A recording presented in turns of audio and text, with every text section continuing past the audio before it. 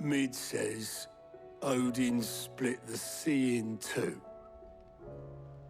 She's always been partial to a tall tale. But there's tall, and then there's tall. I struggle to believe it myself. I see your uncle isn't with you. He stayed with the Enterprise. After our brush with the Einherja, she was in urgent need of repair. And my uncle knows a shipwright in Randalar. We're to join him there when we're ready to sail for Ash. You sure that's wise? Last I heard, the place was still overrun with Akashic. Show me a city where that isn't true. Ultima's plague is spreading. We're running out of time, aren't we? We've done our best to shore up the hideaway. But I doubt a few planks will stop what's coming. Still, we'll keep at it. Every little helps, I suppose. Let's hope so.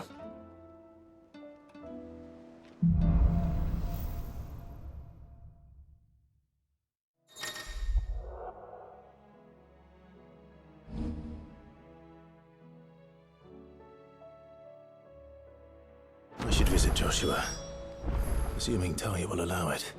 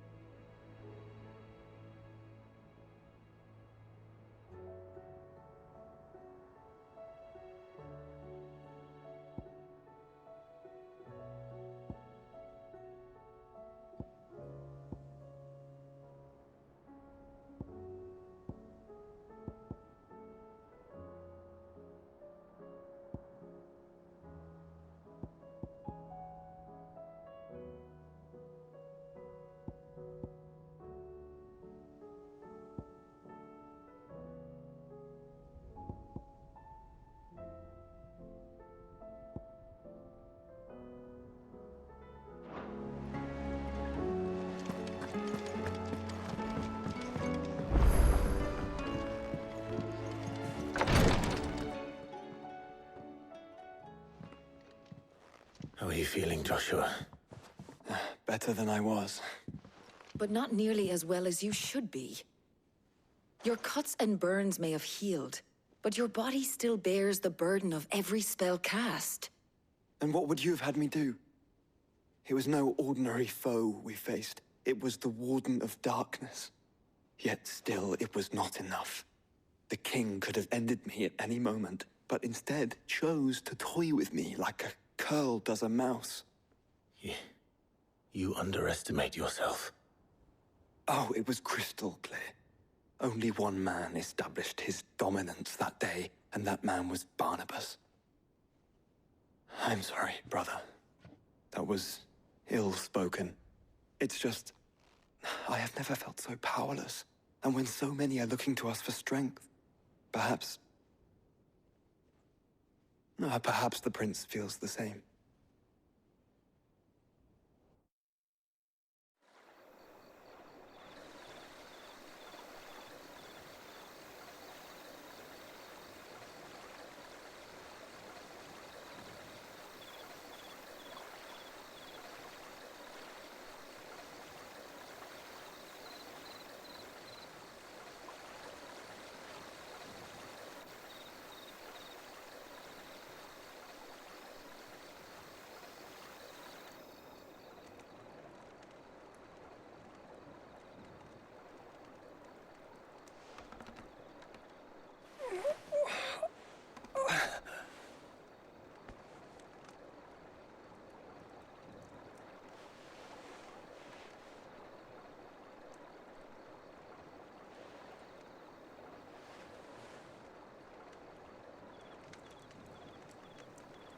What is this place?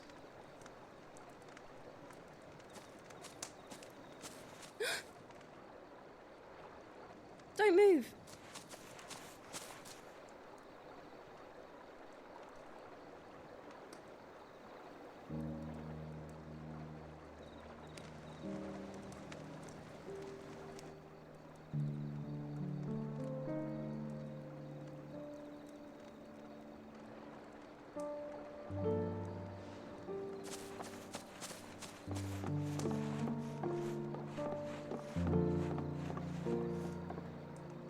Here, it's fresh from the well.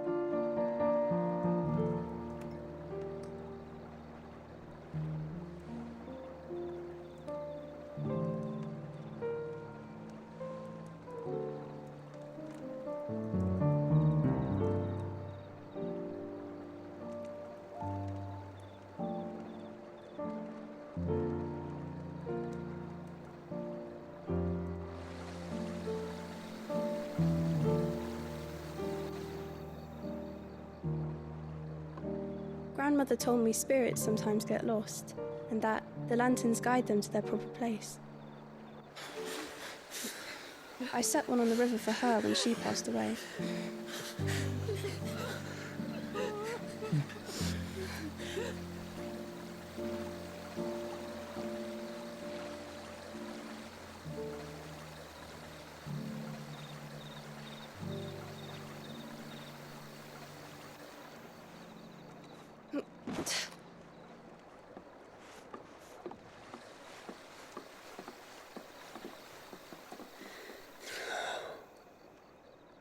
The fiend works from the shadows. Was it you who guided my hand then, Ultima? No, not you. This is my doing, my fault, my sin to bear. And for it, I must atone. Your hurts are healing nicely. It was my poultices that saw you well. You make them? And sell them, or try to. Earns me enough for bread, most days. Forgive me. I have nothing to... I know, but I couldn't just leave you lying there.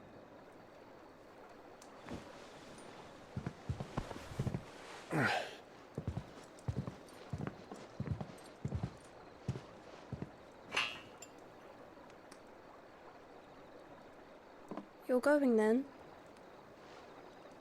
Of course. I'm healed. Thanks to you and your poultices. Will you promise to come back and visit?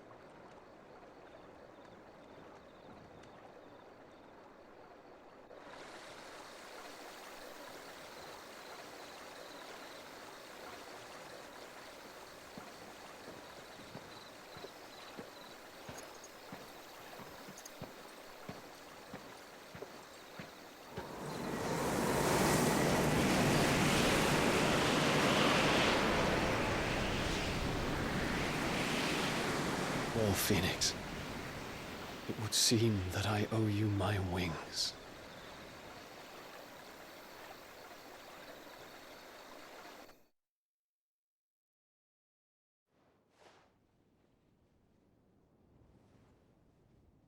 Perhaps he can find an answer. You will be returning to Waloed soon, I gather. I see no reason to wait. Then neither do I. I can think of a few, but I doubt they'll stop you.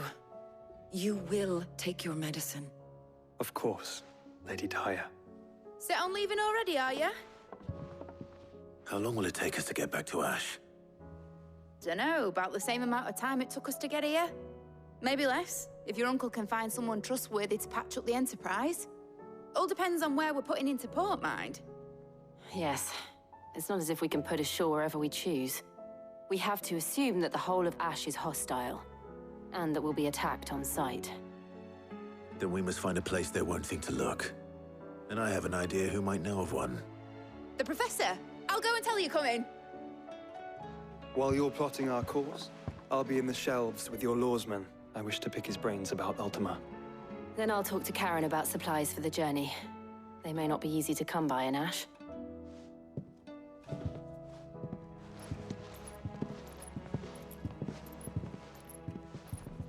Your brother's body won't take much more of this recklessness. You know that, don't you? I do.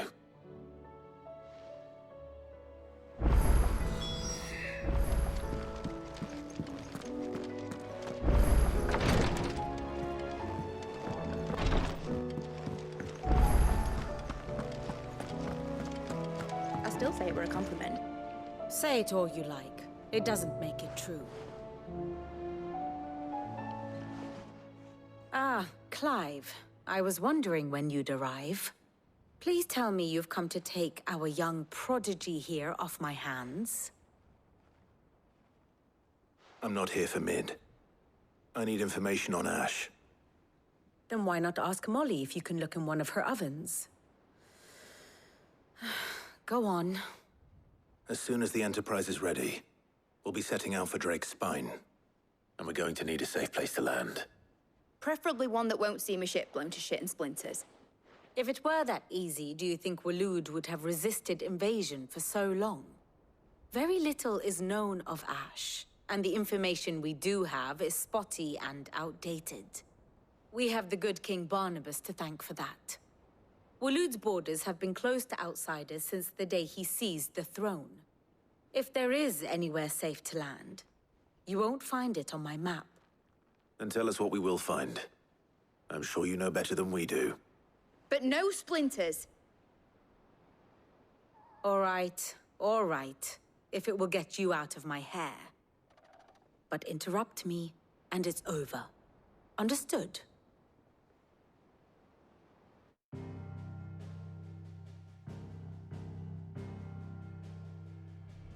Barnabas Tham, the one they call the Last King.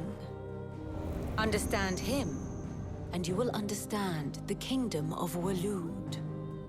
Barnabas was only a boy when he arrived from beyond the southern seas, and barely a man before he united the ragged tribes of Ash. And having unleashed them upon the formidable Veldamark, he set his throne upon the ancient kingdom's ruins. The victory sent shockwaves around Valisthea, tales of Odin's might spreading through every court, parlor, and drinking hole in the realm.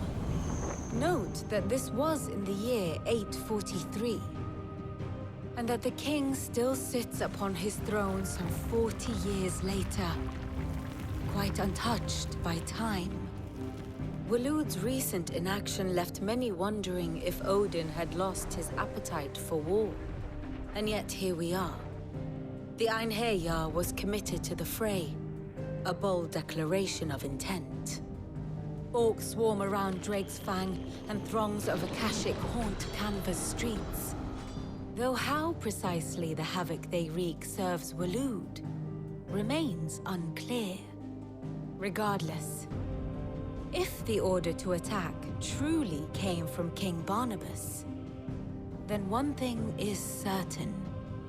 Waloed has achieved the impossible, and made bedfellows of beastmen and the ether-addled alike. All of which is a roundabout way of saying that you will be in unknown territory when you set foot on Ash. Much of the continent has already been lost to the Blight, and what few ports remain will be fiercely guarded. And that is to say naught of its natural defenses. Offshore currents will cast an ill-equipped ship out to sea one moment, and dash it against the rocks the next. But then the Enterprise is anything but ill-equipped, and Mid has made land there before. Now, if only there were someone with an intimate knowledge of the Shadow Coast, and where a daring gentleman might put ashore.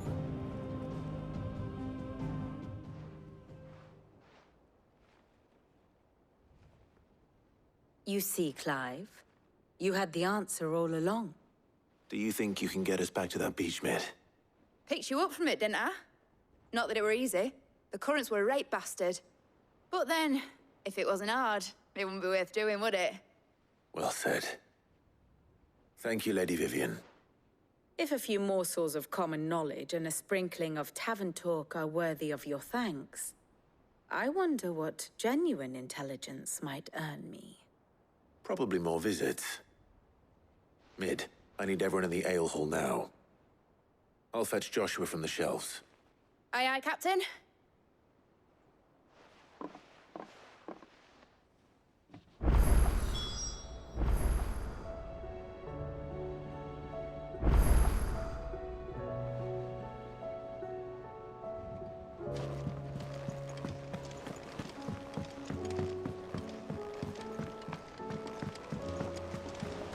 covered in nicks and lumps, the lot of them.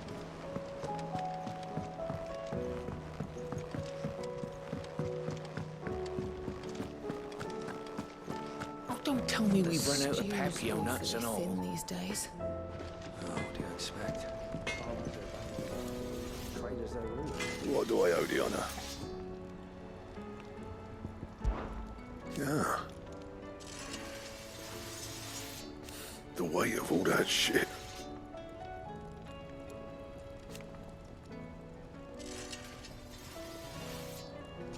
Clever girl, that one.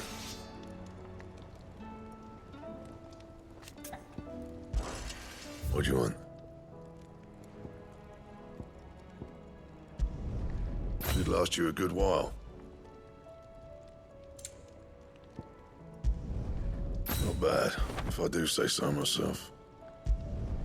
No scratches, all right? Not my best work, but it'll do.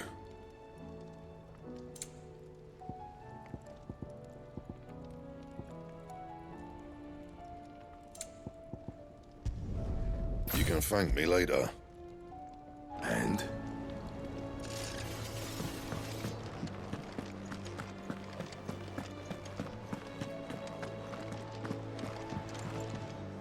What can I get you, Sid?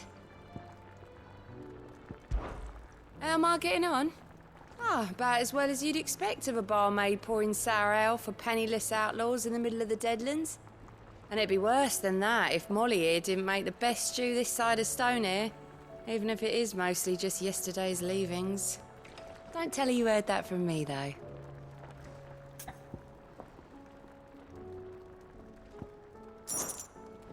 Honestly, Sid, you're too nice for your own good. Do you hear that, ladies and gents? The next round's courtesy of the realm's most benevolent outlaw.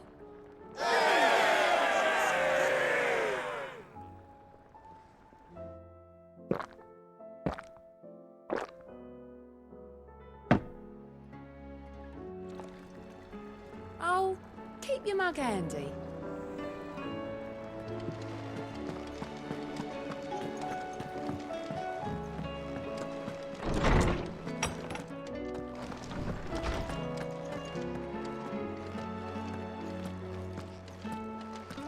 I have no reason to assume otherwise. Well, then that changes everything. Clive, you must listen to this. Lawsman, tell him.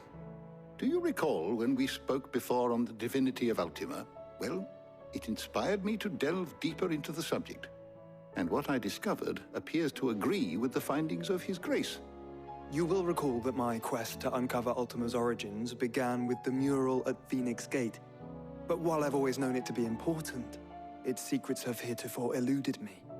Now, however, I believe I know where to find the more complete example, one that will reveal all we seek.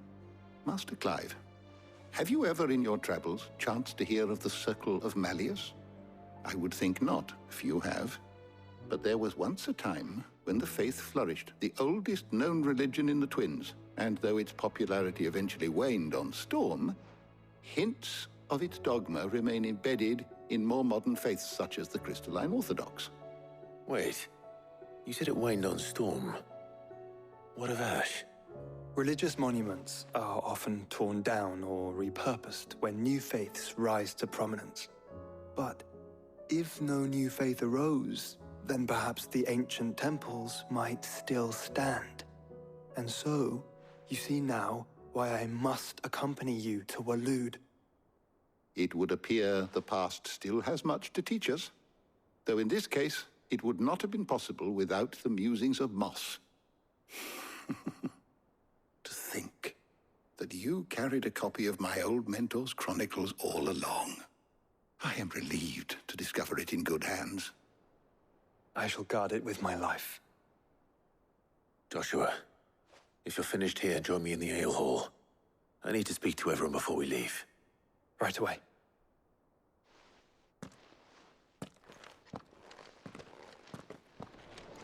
Mid said I could ride the Enterprise next.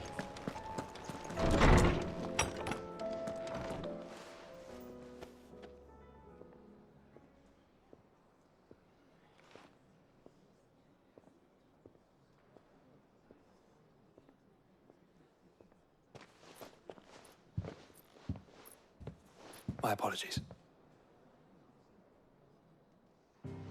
By now you've all heard where we're going and why. So I won't bother you with the boring details, only the important ones. If we attempt to approach Stone here by sea, there's a good chance we'll be sighted and fall prey to the capital's artillery. So instead, we'll disembark on the southwest coast and make for Drake's Spine on foot. I say we, but it's highly likely the entirety of Ash is under the rule of Ultima. A large party would only attract unwanted attention, as well as slow our march and require supplies which may be difficult to obtain. Only Joshua and I will be going. And a scout. Preferably a good one. Gav, do you know of any? You bet your ass I do. Might still borrow some of Lady Vivian's maps, though. Just in case, like. Once you've dropped us off at the Shadow Coast, you need to retreat into neutral waters, fly merchant colors, and stay inconspicuous. If you sense any danger at all, you leave us behind and return to Storm. Inconspicuous is my middle name. But like hell am I leaving anyone behind. The ship ain't going nowhere till your scurvy mugs are smiling on deck. Jill, the Enterprise will appear a tempting target for royalists and pirates alike. You're to stop anyone boarding. Don't worry. I'll keep the ship and her crew safe. You'll be needing passage home, after all. But... very well. If there are no questions, I'll see you all at the docks.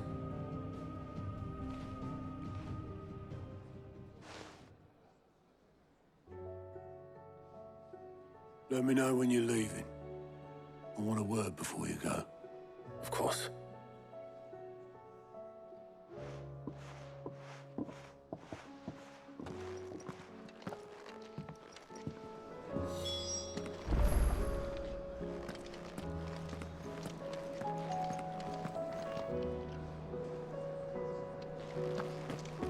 Oh, don't tell me we've run out of pep. Clive. Going purse weighing you down?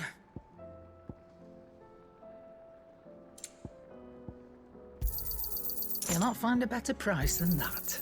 It'd better all be here. Come again. Or don't. I'm not much bothered either way. This...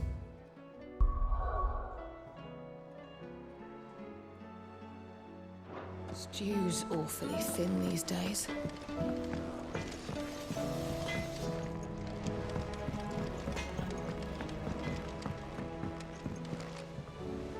Is there out you need?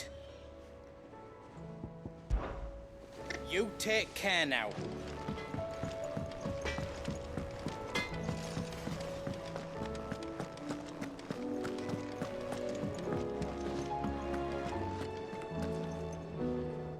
Hope adrift on foam-flecked peaks, despair looms below.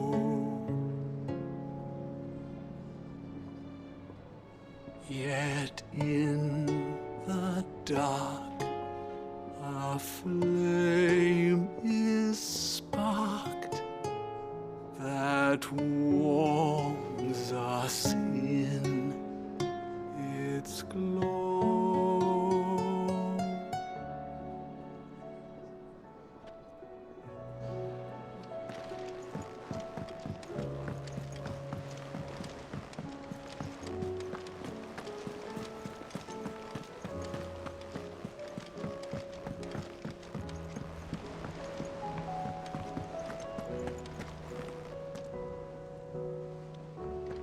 Is something wrong? Not at all. Honestly.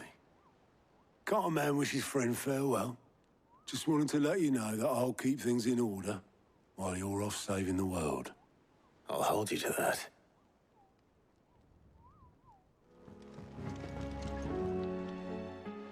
Sid, do you recall the flowers I had you bring back to the yard? Vaguely. Is something wrong? I'm afraid so. I was able to get most of the Morganbeards to take root, but they rarely flower.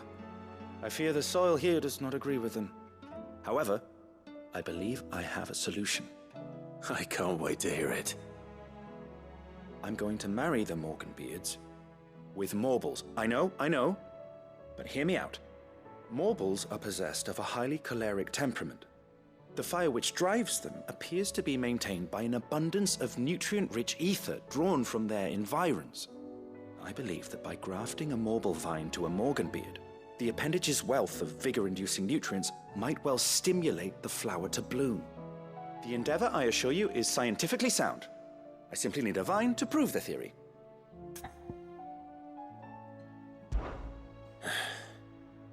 And all you need is a single vine from an ordinary Morble. That is correct. A single vine. As for the Morble, I fear ordinary may not suffice. But, as luck would have it, a most extraordinary specimen is rumored to haunt the swamps of Rosaria. Why, a notice concerning this very creature was only recently posted on the hunt board. How timely. Well, I shan't keep you any longer. I know you have much to do, as do I. Now, where did I put my watering can?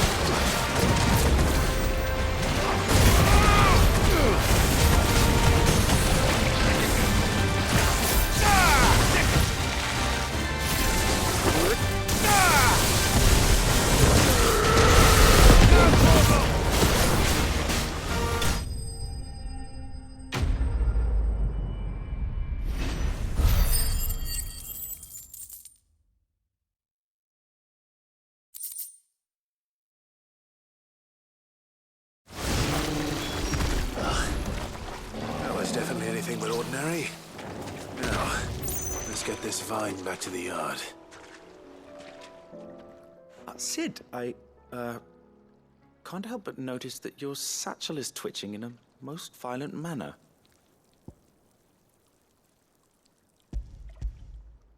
Here. It's your problem now. What an amazing specimen. The flesh positively throbs with vitality. If I can successfully graft this to the Morganbeards... When I successfully graft this to the Morganbeards, I suspect the results will be immediate. I shall begin at once.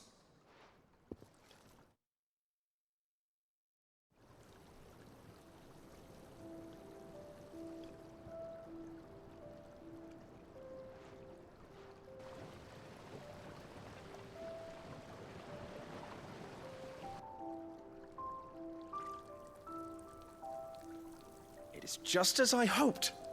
Witness how the Morganbeards have taken to the blighted soil.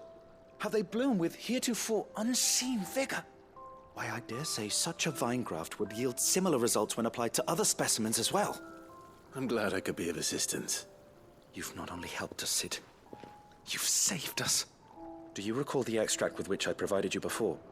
I took a moment to distill some more, but this time with the petals from the invigorated Morganbeards. And would you believe? Its potency has nearly doubled. You must accept this vial as thanks for your assistance. The rest, I shall give to Taya.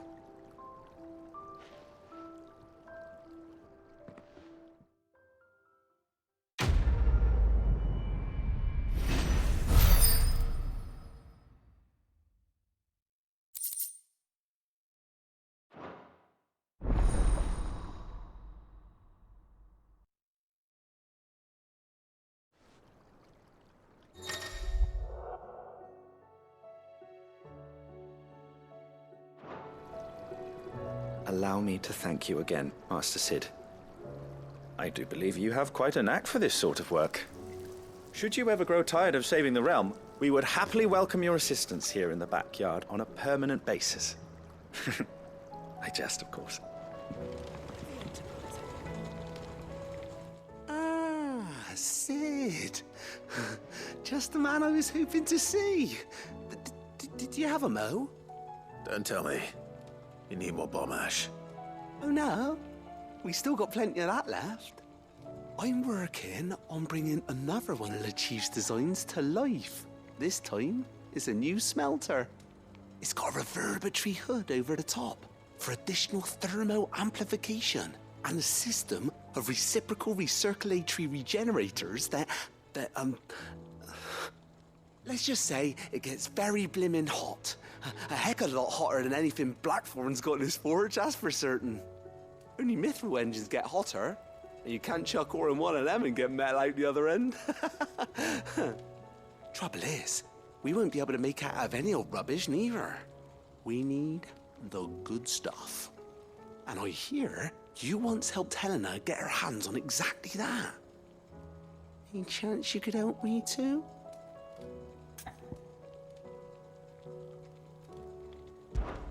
If it's for the good of the hideaway, I'd be happy to. Oh, it is. I promise you. So, what exactly is this good stuff you need me to find? We've got a couple of examples here. Spherical echoes, we call them. More fallen materials. So this smelter is similar to the mithril engine in more ways than one. That's right. They're a bit like the thermal helms. Fallen ceramics deal with heat like nothing else, see? And what's more, they're directional, transferring heat from the inside to the outside. But these things, they're all outside. If we line the hood with them, they'll reflect the heat right back into the furnace. We've collected as many as we can, and I know where we can get the rest. Trouble is, they're all watched over by their bigger, uglier cousins. So you want me to visit some ruins, destroy some echoes, and bring back the spheres they're guarding? That's it in a nutshell, yeah. We're only 3 short, mind. And we know exactly where they are. There's one up Amber Way, in that ruin that they call Lost Plume. and another in the Silent South over in Dalmekia. Last one is in the ruins of Advent, which is in the Empire. All right then. Wish me luck. It'll do. I'll be keeping all my fingers and toes crossed.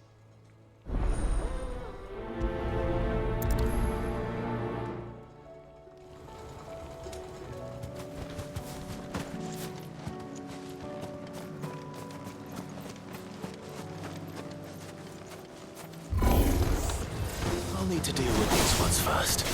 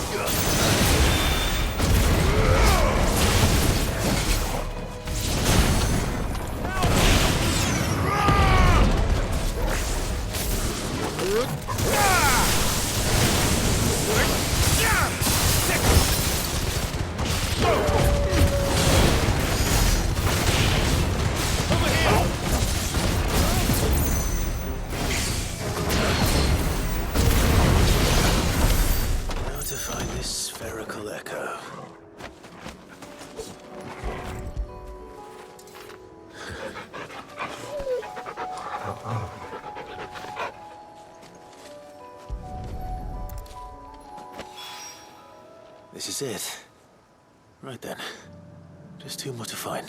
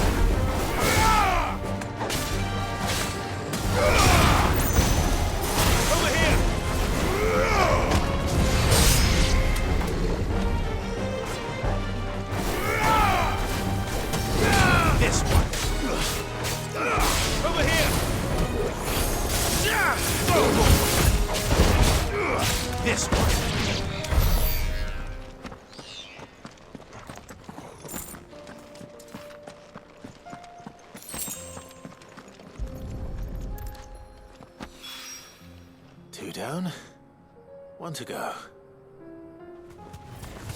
Enough of you, are there?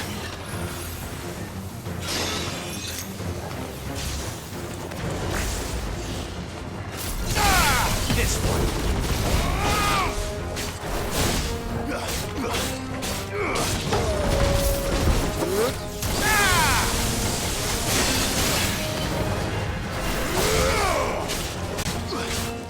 Get him.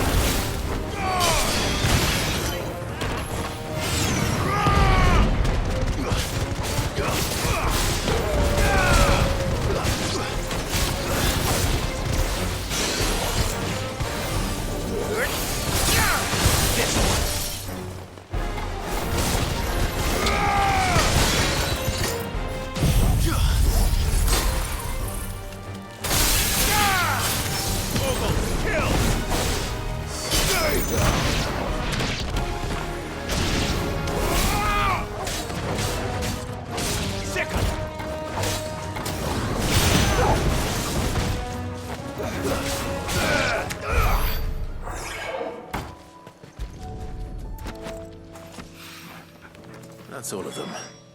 Owain can uncross his toes now. Ah, Sid. Wasn't expecting you back so soon. So, is it good news or bad?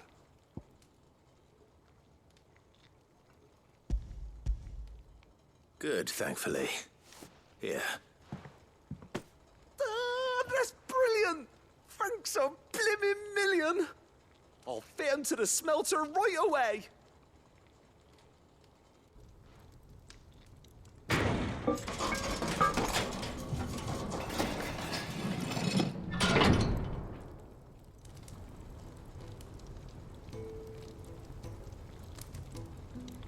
May I present to you the Telemon Furnace! Ain't bad, is she? She's a beauty. You saved my bacon again, Sid, and I ain't about to let your good deed go unrewarded. It's fine, really. My bag's flexible enough already. Oh, don't say that. I'm sure I can make a few improvements to it yet. You could just buy me a bigger... How about that clasp? Looks a bit stiff. Reckon you could loosen it up and make some more room? And I reckon I know how. With a new alloy we've been working on. The Telemon Furnace was just what we needed to perfect it. It's a metal, see? So it's lovely and strong, but it's also, well, stretchy, if you can believe it. Stretchy metal. Well, if you insist. That is the spirit. You'll love it, I promise.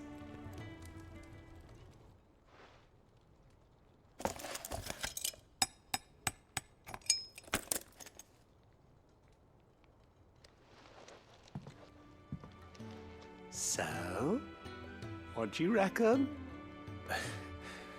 It's actually quite ingenious. Thank you, Owain. Shh, don't mention it. You earned it. And I wanted to get some practice in using that metal anyway. Reckon we'll have all kinds of uses for it around the hideaway. Can't think of any right now, but that's our job, innit? Dreaming up new ways to make life easier around here. Maybe even out there, too. One day, the whole world's gonna know about the inventions you've helped us put together. That bag of yours will be the first of many. You mark my words. They'll hardly believe their eyes, I'm sure.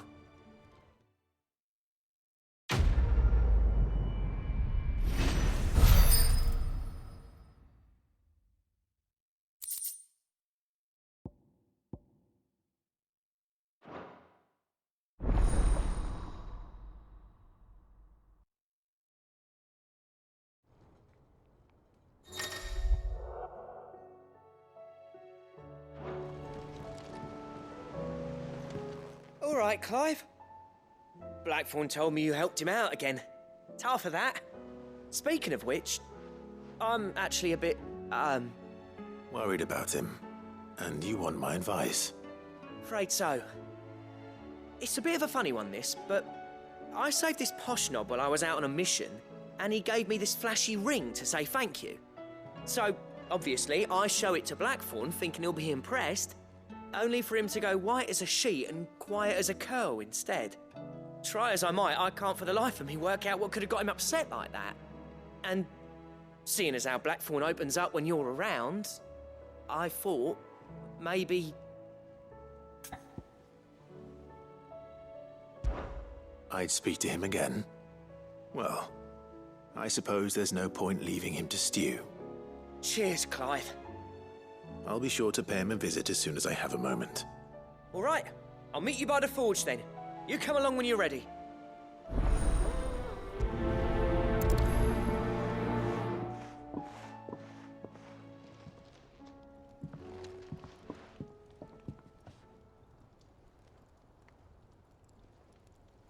Bloody hell, Clive. Not this again. Oh, ain't you got better things to do with your time? That remains to be seen.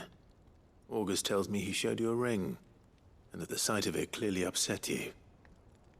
Would you mind telling us why? Come on, mate. Bottling it up ain't gonna help no one. if it weren't the ring, and it was something I said, then I'm sorry. It was the ring, right? It brought back some unhappy memories, that's all. Memories better left forgotten. Memories of what? There are things we'd all rather leave behind, Blackthorn. But sometimes it helps to talk about them. And sometimes it doesn't. Is that so hard to understand? Don't be like that. Fine. If it'll get you off my back. That ring you flashed was the work of Zoltan. We apprenticed together, back in the day. You've never mentioned him before. Why would I? Ain't seen him in decades, and the last time I did, we almost came to blows. The ring brought it all back. I could tell it was one of his the moment I saw it. Bastard's improved, though. More than I thought possible. That thing's a work of art. So it was a nice ring. Worth a few gil, maybe. What's it matter to you? It matters because engraving metal's a nightmare and I've got no bloody idea how he managed it. The fact is, I couldn't make anything even half that detailed. So what? You're an armorer, not a jeweler. I'm the Hideaway's master craftsman. I'm not stealing a living at some backwater village forge. My armor keeps you lot safe and my swords keep you dangerous. As far as I'm concerned, every swing of my hammer's another blow struck in the name of our cause.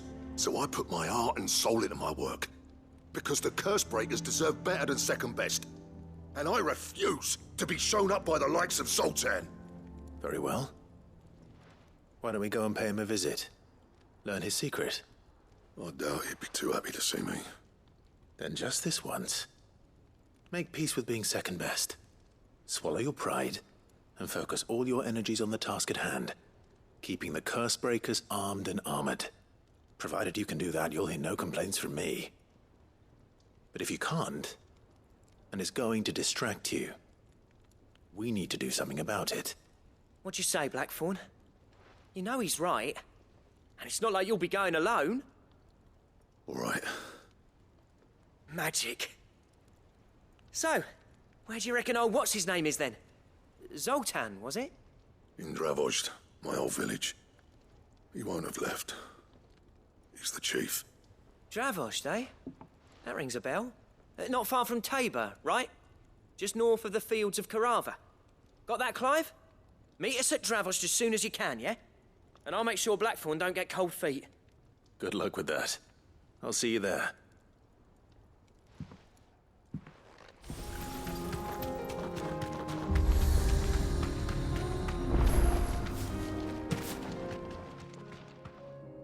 Kicked out already? No. This charmer ain't letting anyone through. Why are the gates closed? Chief's orders. No one's allowed in without his say-so. Not that I'd have let you in anyway. You look like trouble. I suggest you go home. That's what I'm trying to do, you little prick. Ain't changed a bit, have you, Snotty? No. It isn't. Blackthorn. Long time no see, eh? What the hell are you doing here? Well, it was meant to be a surprise, but since you are so nicely, I'm here to see Zoltan, you fucking numbskull. Now let us through. All right. Just don't go starting anything with the chief. Yeah, I promise I won't throw the first punch. That good enough for you?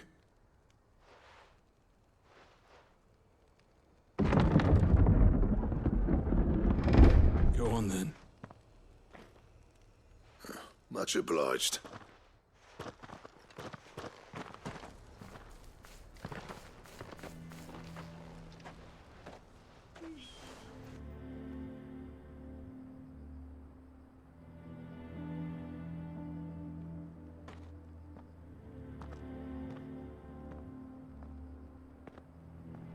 So this is Dravozd. Not much going on, is there? It's a smithing town.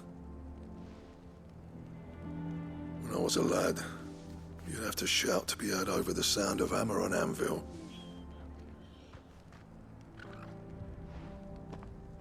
Clive, you're good with people. You speak to Sultan. Hey, you ain't backing out now, are you? There's a river of bad blood between me and the chief. But if someone can build me a bridge, then I'll cross it. All right. I'll see what I can do. I appreciate it. It'll be near the forge on the hill. It was our master's. He'd have inherited it when I left. The forge on the hill. Good luck. You'll be needing it.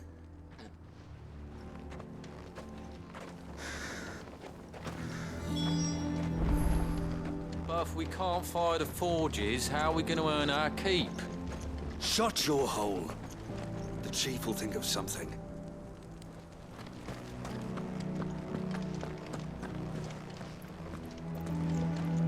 Mama, why hasn't Papa come back yet? He's helping the chief with something very important. You go back inside now.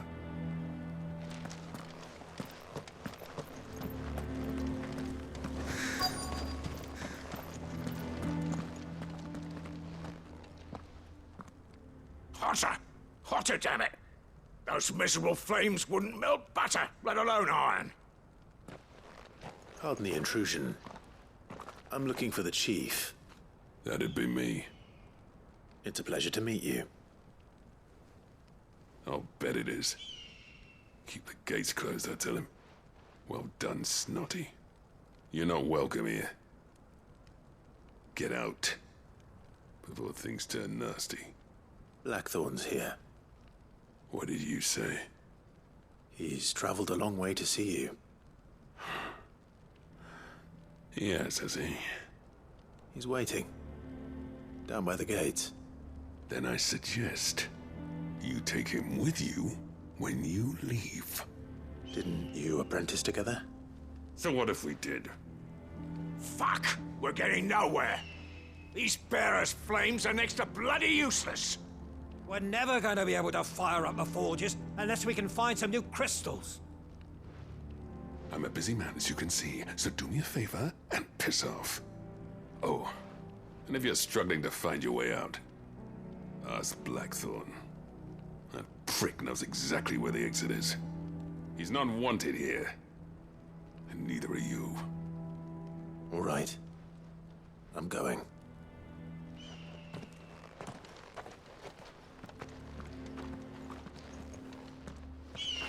Please, Chief. If this keeps up, we'll be ruined.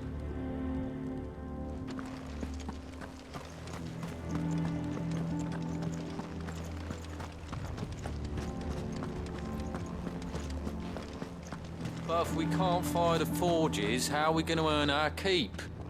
Shut your hole. The chief will think of something. Let me guess. Zoltan told you to piss off. As a personal favor to him, yes.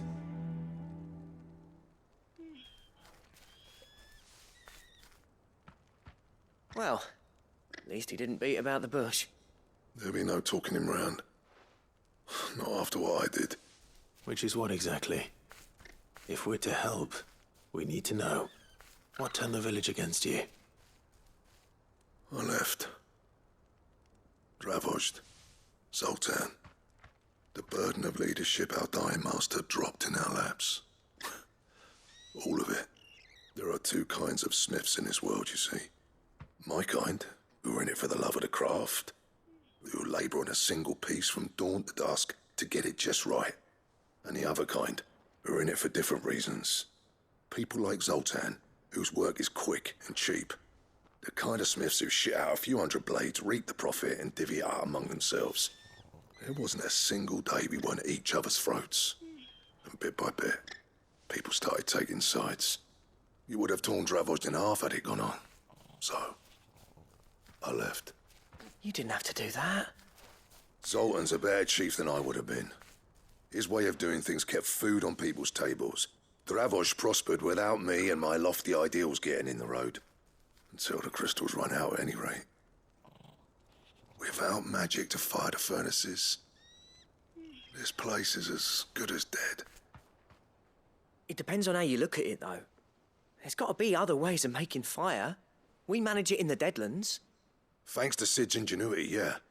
He saw all of this coming, New crystals were the problem, not the solution, and spent years coming up with ways of doing without. You know what I mean, though, right? Where there's a will, there's a way. What I'm trying to say is that it's not your fault. You couldn't have predicted this. It doesn't matter whose fault it is. I don't want to be the greatest smith alive just because I happen to be the last. Clive. Dravosh won't last long without its furnaces. So, do you think it's time we shared Sid's bellows with the world? The way I see it, it's your decision to make. Hold on, Blackthorn. Sid made those things for us. They give us an edge over the rest. And you'd be throwing it away. All right. Do it. This place was your home. I won't abandon it to its fate. Sid's creations were never meant to be hoarded. It was only ever a matter of time before we shared them. Let this be another step on the road to freeing Valisthea from the prison of the Crystal's blessing. Dravost will show the world that it's possible. Wouldn't you agree, August? When you put it that way, of course. It's like hearing Sid speak from beyond the grave. Thank you, Clive. Shall I go and fetch the plans, then? I know I'm off by heart. I'll be needing some help, though. Building a furnace isn't exactly a one-man job. Do us a favour and round up anyone strong enough to lug a brick or two, would you, August? All right, then. And I've got a job for you too, Clive. Finding me some salamander skin. I need leather for the bellows and nothing else will withstand the heat. Luckily for us, salamanders feed out in the fields of Carava. Time for a spot of hunting, then.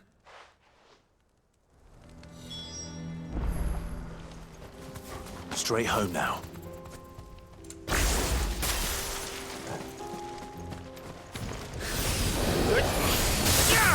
Get him!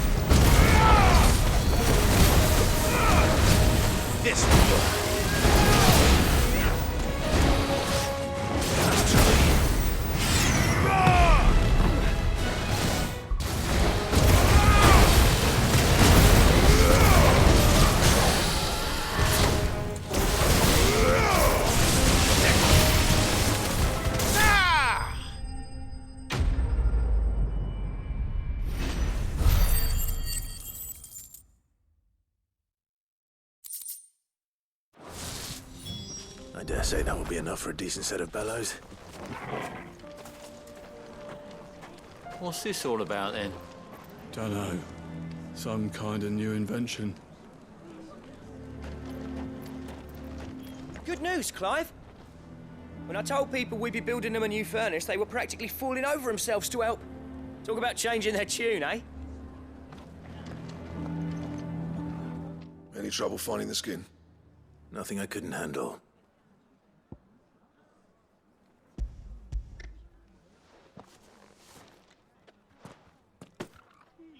There should be plenty.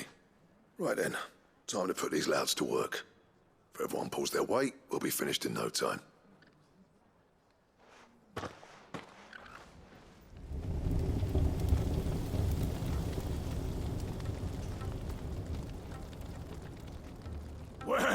be damned. I honestly didn't think it'd work. But it's hot enough, all right. And without a single crystal in sight. You know what this means, don't you? I do, yeah. Dravost is saved.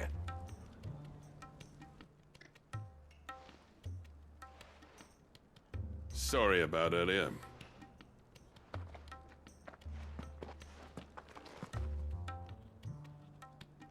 I take back everything I said. That thing you built us is an honest-to-God's marvel. You've saved our village. It's Blackthorn you should be thanking. He oversaw the construction. Give this to him, would you? What is it? Pit coal cinders. After he left, I spent years trying to eke the most out of our forges. That there was my answer. Chuck it in the fire, and your forge will burn hotter for longer, which will do wonders for your steel. Our secret for yours. Only fair. I've always envied Blackthorn. Since the day I became chief, I spent every spare moment trying to match up to the bastard. No amount of sleepless nights at the Anvil will ever bridge that gap, though. He's a genius. Plain and simple. The man Dravost needed. But he took all his talent and left. Gifted and free. Is it any wonder I hate his guts? The cinders would mean more coming from you. I need to forgive him first. And that's not gonna happen.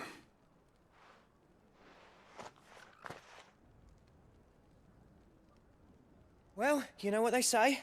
Oriflamme weren't built in a day and all that. These things take time. Especially when they involve two geezers who hold grudges tighter than their hammers. But what matters is, Blackthorn's got that twinkle back in his eye. And I'd call that a job well done. So would I. I reckon he's going to be at it a while yet, though, so why don't you head off without us? I'll see that the old git gets home safe and sound. See that you both do. I'll save the cinders till then. All right. It'll be a nice little surprise for him.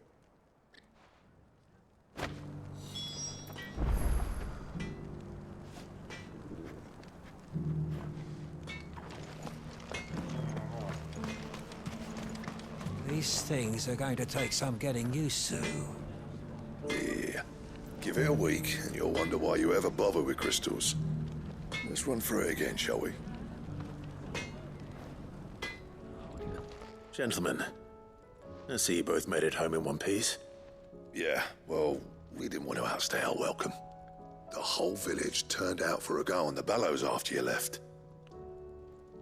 Everyone except Zoltan, that is. Didn't see hide nor hair of him. Oh, but that reminds me. I have something for you.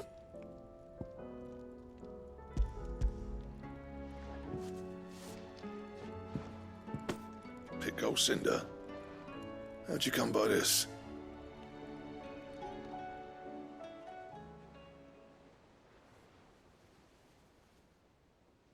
And you're sure he wanted me to have it? I'm sure. He didn't say so, but I think he wants to forgive you. Huh. Imagine that. Yeah. You know I could never leave this place, don't you? Every time you put on mail, you and the curse breakers are trusting me with your lives. There's no greater honor for a smith than that. I'm not about to go crawling back to Zoltan for forgiveness, but I will make good use of his cinder. And if that helps save even a single life, then he'll have my gratitude. What was it you said he called me? Huh? A genius? And he spent sleepless night trying to copy me, did he? Sounds like I better get to work. I've got a reputation to uphold. It's good to see you back on form, Blackthorn. I don't know how you pair put up with me sometimes, but I'm grateful all the same. Now, where was I? Oh yeah, about to put Zoltan back in his place.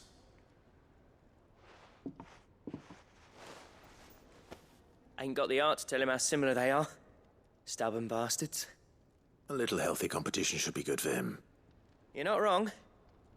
Still, It's a shame him and Zoltan couldn't let bygones be bygones. No use grumbling about it now, though. Blackthorn's happy. Or as near to happy as he gets. And that's good enough for me.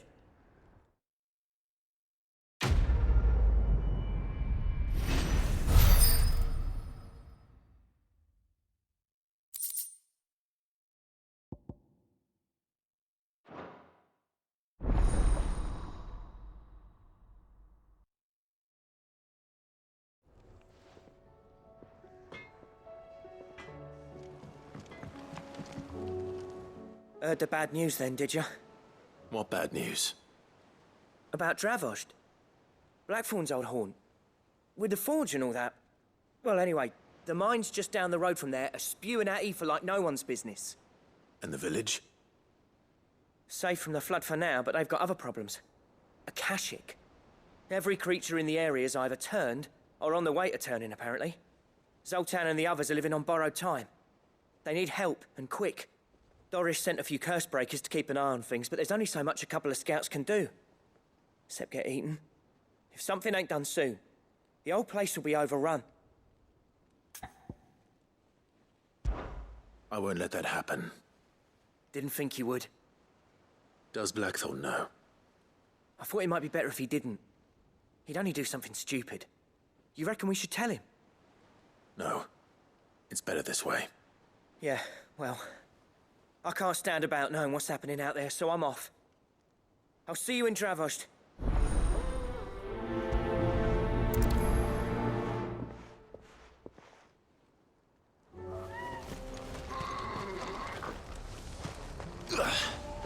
Oh, you're here. August's waiting for you inside. Well, go on then. So Dravost is still standing. For now, at least.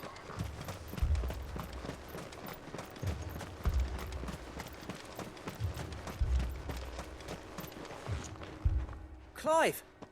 You're here! And the Akashic? Mostly off to the north still. But I spoke to Doris's scouts and it turns out things are worse than I thought. There's swarms of them out there. Told old Snotty to be ready to seal the north gate. That should buy us some time if we need it. Enough for the villagers to barricade themselves inside their homes at least. Well done. Welcome back, Sid. I'd never have guessed, you know. Not if August hadn't let slip. Who'd have thought that the savior of Dravost would turn out to be the realm's most infamous outlaw? Keen to help us out again? I am. Thought you could sneak off without me, did you? Blackthorn. Oh, what are you doing here? One of the scouts couldn't keep his voice down. Unlike my best mate who didn't think I deserved to know. Zoltan, how long's it been? Long enough for us two to turn into a pair of old codgers, I see. That your idea of an apology? Prick. Don't listen to him. You only did what you thought was best. For the village and that. I did, yeah. But that ain't the whole of it. Vulcan, our master, didn't leave the chiefdom to the two of us. He left it to me. The best blacksmith in Dravost, barring himself, of course. Bloody stupid tradition, in my opinion. If someone's got talent, you should let them practice their craft, not ask them to settle petty feuds and barter for grain. Our master wasted half his life that way. I wasn't about to let that happen to me. So you wasted half of mine instead? You're what Dravost needed. Under me and my precious ideals, this place wouldn't have lasted a year. So I left to devote myself to the work and spare you lot the consequences. I may be a selfish prick, but I only did what I felt I had to. What you had to do was your duty! Even if it meant we all starved? Enough. This is no time for bickering. You can finish beating each other up once Dravost is safe. Fine. I've said my piece anyway. Yeah. So have I. Sorry, Clive. I shouldn't have stuck my nose in. We're short enough on time as it is. Still, give us a mo, would you? I need to get my head straight before any of them Akashic try to bite it off.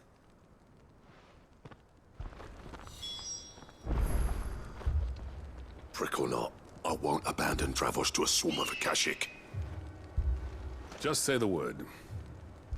The villagers know to keep out of sight when the fighting starts. You, ready for the off, then? We can't afford to waste any more time. Right you are. Might be worth having one last word with the scouts, though. Don't want any nasty surprises, do we? Oh, and Blackthorn, you and Zoltan might be better off staying inside the... Akashic on the move. How close are they? Within sight of the walls, and there are more coming up from the mines. What was I saying about nasty surprises? They'll wash right over us if we stay out in the open.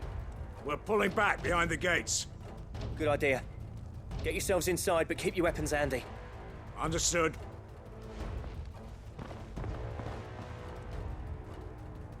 I'm prepared to fight if I have to. Well, let's hope you don't. That's our job. Once the scouts are inside, order your men to barricade the gates. No heroic last stands, you hear me? No fighting at all if you can help it. August's right. I've seen what Akashic beasts can do to armor. The people here are tough and willing, but they ain't equipped to face what's coming. I'm going out there. Start work on the gate as soon as I've left. I'll give you as much time as I can. And if they kill you? You evacuate. But it won't come to that. I promise. You'd better be right. Take good care of Dravos till I get back. Leave it to me. And give those things what for, yeah?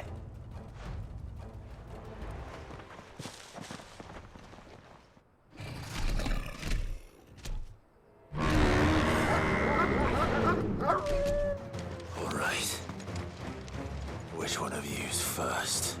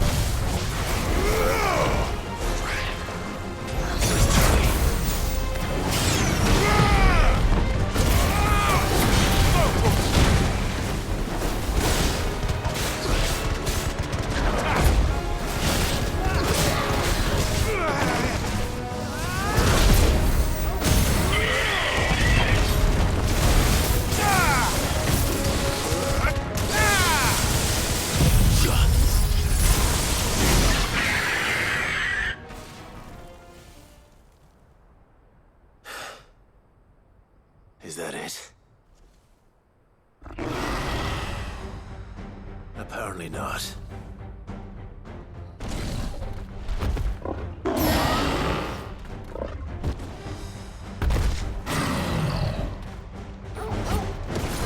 Not getting past me.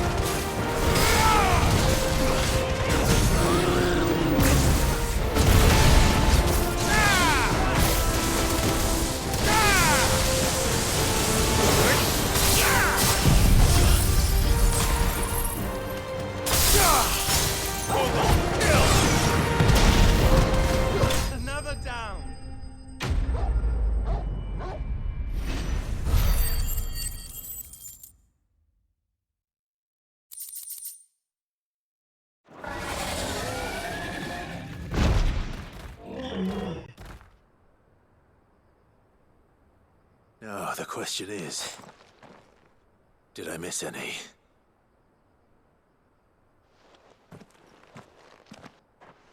Man alive! You're still in one piece! I slew as many as I could. As many as I could, he says. The old bleeding lot, more like it. Well, almost. Only almost. Yeah, one or two did try to sneak over the wall. But we got the bastards, don't you worry. Good. Though you do know, more will come in time. In time, yeah. But we can think about them later. Let's get you back inside.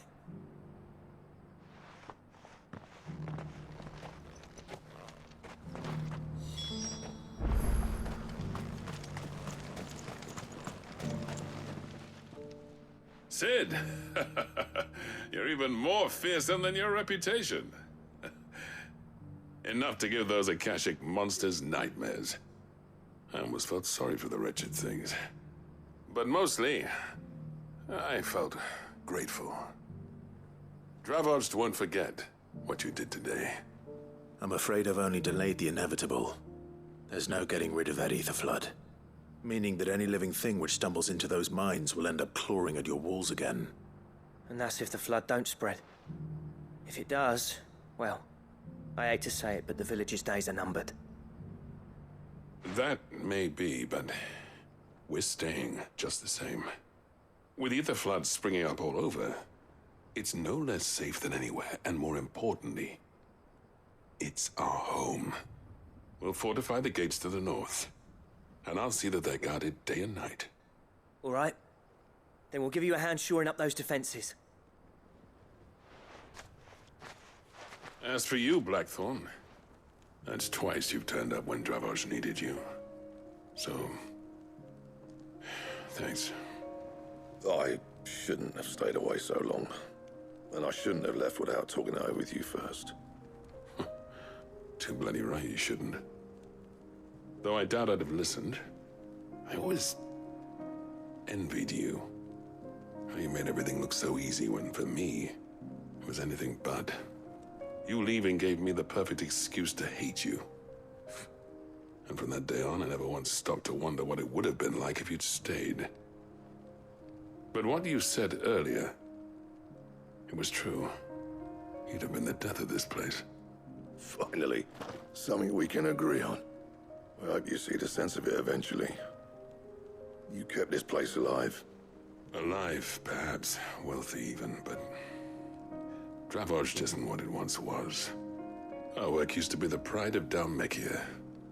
Now, we churn out the same rubbish day after day because it's easy and turns a profit. It's not about the craft anymore. I wouldn't send my sons to war wearing the shit most of our smiths are making.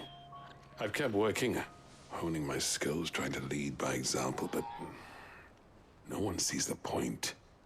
The average castle apprentice has as much passion for the craft as our current lot. Come back to us, Blackthorn.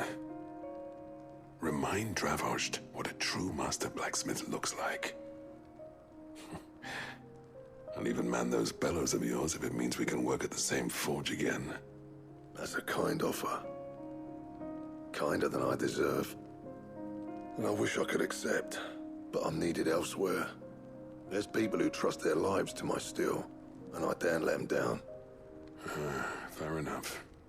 But that doesn't mean I couldn't visit from time to time. Let's see if we can't rekindle this town's passion for the craft, shall we? I'd like that. Just be sure to tell Snotty to let me in the next time I come calling, yeah? Knowing him, he'd let you in anyway. Blackthorn. The Master Smith turned outlaw, back in my good graces. I never thought I'd see the day.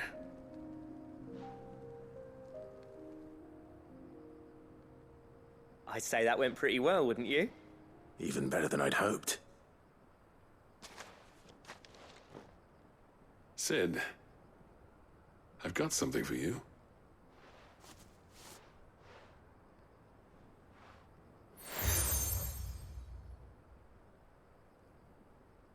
And this is? A token of our lasting gratitude. But I'm of a mind to make you a far grander gift. Designs for a certain sword have been passed down from chief to chief for generations. Now hold on, Zoltan.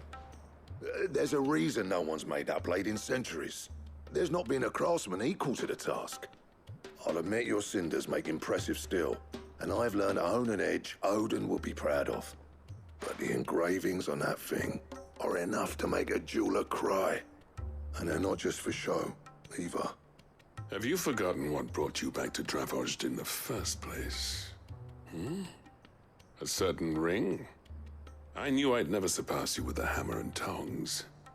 So I turned my hand to a different kind of metalwork. Between the two of us, I'd say we're the equal of any master craftsman ever to have graced a forge.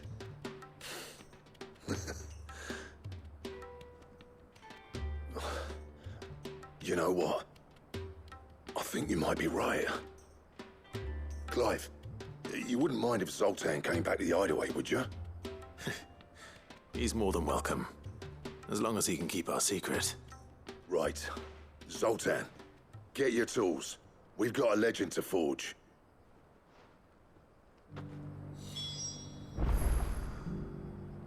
With a little help from Blackthorn, I don't see why we can't restore Dravoj to its former glory. Barring ether floods, that is.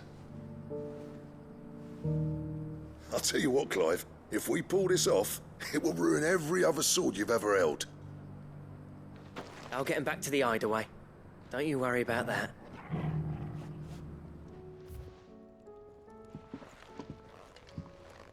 Ah, the man himself. We were just about to make a start on that sword I promised you. It's funny, but none of this would have been possible without your help.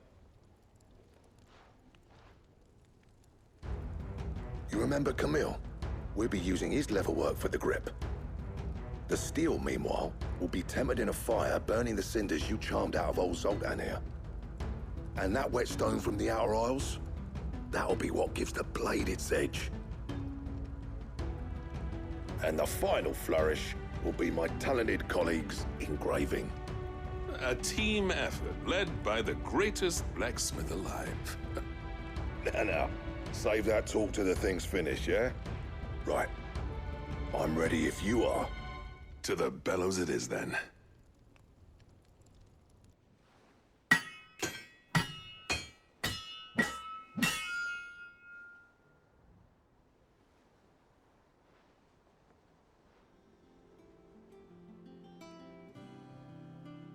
Well, bugger me. We actually did it.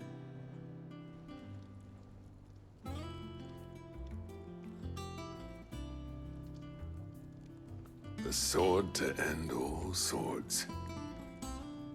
Ragnarok. It's quite something. I trust you'll take good care of it. Thank you. Both of you.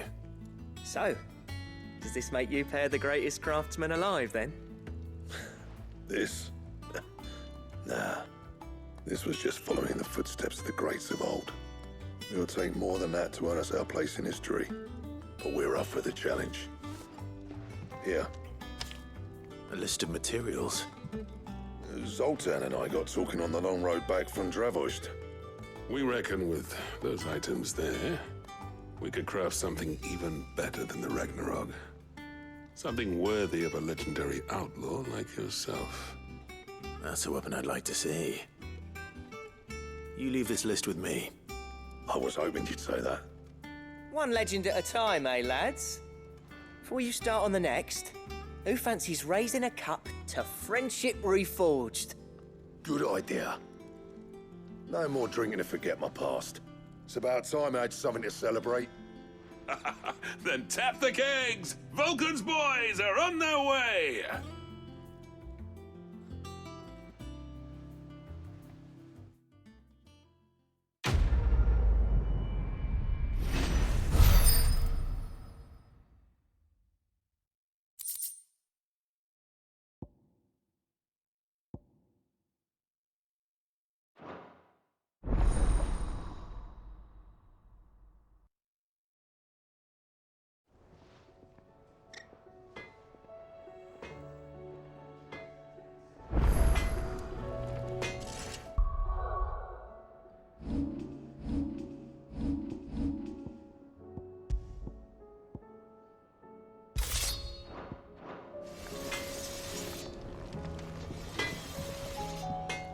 Trouble with your gear, or...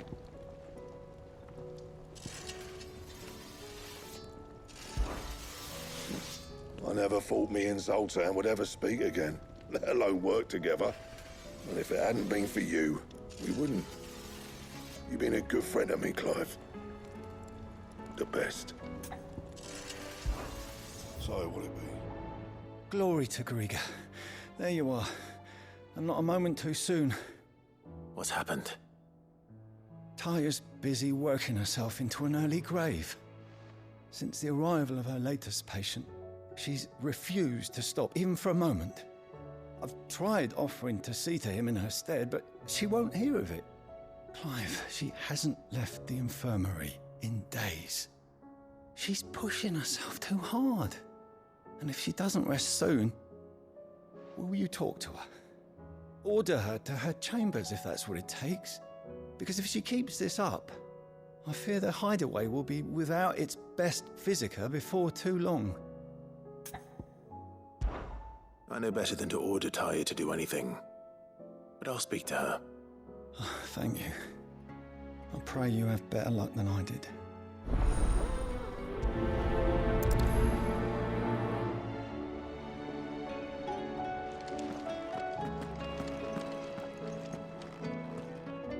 Well, Taya, Rodriguez's worried about you. And if what he says is true, then so am I. We all admire your dedication, but you do need to rest. I will, when it's time. Until then, I'm staying put. We owe him that much. Who is he? Someone from my past. Someone who doesn't deserve to die alone. It won't be much longer. The crystal's curse has almost finished its work. If I had the tears, I could ease his passing. But without them, we've nothing that will touch the agony of those last few hours. How would tears help this man? Not my tears. Tears of mercy. Alicia, it's the only thing strong enough. You wouldn't, Taya. Surely. There must be something we can do for him. Sometimes an easy death is the greatest kindness we can offer.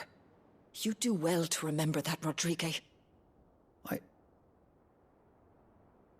I will. We have all the ingredients we need for Alicia Balwam. It needs to be fresh, though, so we rarely have much to hand. I can make the draft if you can bring me what we're missing. Just tell me what you need. There is a species of venom-weeping spider that lives in the forests of Norvent, near Lorbert's Pass. Bring me one of their eyes. Preserve it as best you can, but avoid contact with the tears. I'll make sure the other ingredients are ready before you return.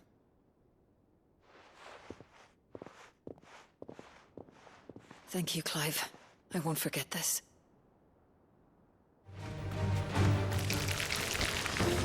Rodrigue could have mentioned his spiders would be the size of curls. Get him! Go for it! Over here!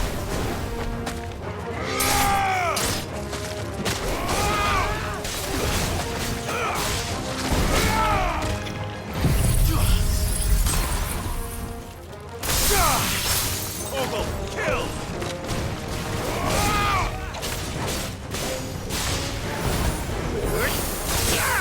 Over here!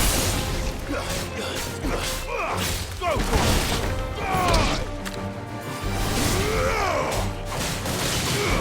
Sicker! You're finished!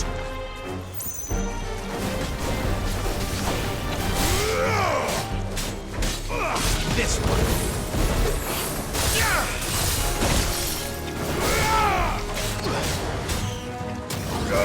This one. This one. Get him. Go for it. Sick him. Fool.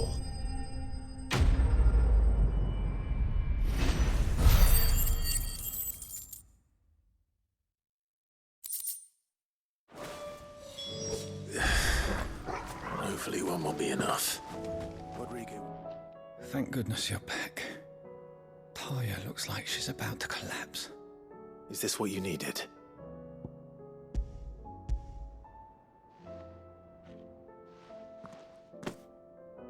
Yes, it is. Thank you, Clive. I'm loath to give a patient Alicia, but Taya's right. Sometimes it's all we can do. A single dose dulls even the most agonizing pain, and all other sensation with it. It may be a gentle way to die, but it is death nonetheless. I wish there was another way.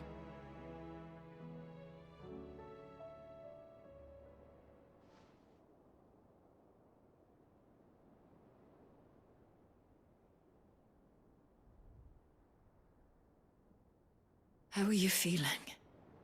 Light, mid-here. Drifting on waves. Good. Just relax. Let the waves carry you to a better place. Thank you, Daya. I'm so proud of you.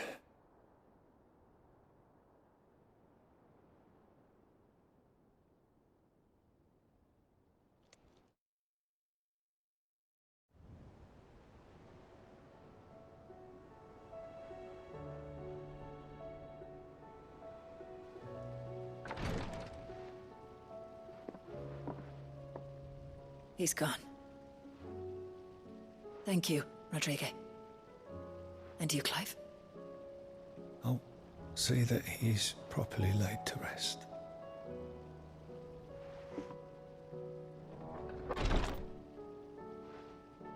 The man you helped today was my mentor, back in the Southern Isles, on the front lines of some meaningless war. I was still a child when they shipped me to their triage tents, to treat the wounded with my gift. But in such blighted lands, I was next to useless. Until he taught me the true physicker's art, that is. An art we would be lost without. Tears of mercy were his gift to the bearers of the world. A respite from the agony of the curse's end. And a kindness Sid would have approved of. You know as well as I what life is like for a bearer soldier. Marched from one battle to the next, never knowing which might be your last. A commander may care nothing for the bearer spent in his service, but my mentor's gift gave the dying one fleeting moment of tranquility before the end. I've no tears left, Clive. I've seen too many of my friends taken. Something needs to change. And we need to be the ones to change it. And we will. I promise. I hope so.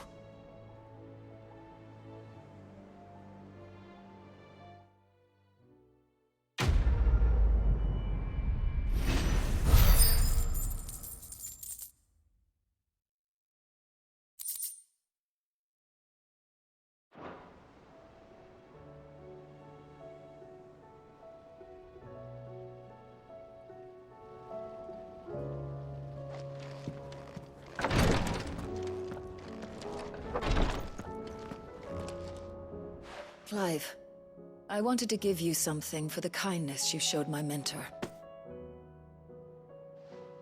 What's this? A chest of all the medicines you're ever likely to need. Seeing as you're so reluctant to come to the infirmary, I thought you might as well take a part of the infirmary with you. I'm sure it will be very helpful indeed. And Taya, try not to work too hard. And work Rodrigue all the harder, you mean? He's a quick study, but he's got a long way to go yet. I'll take that particular piece of advice when you heed it yourself, thank you very much. Besides, who else is going to see that your brother takes his medicine? Who indeed?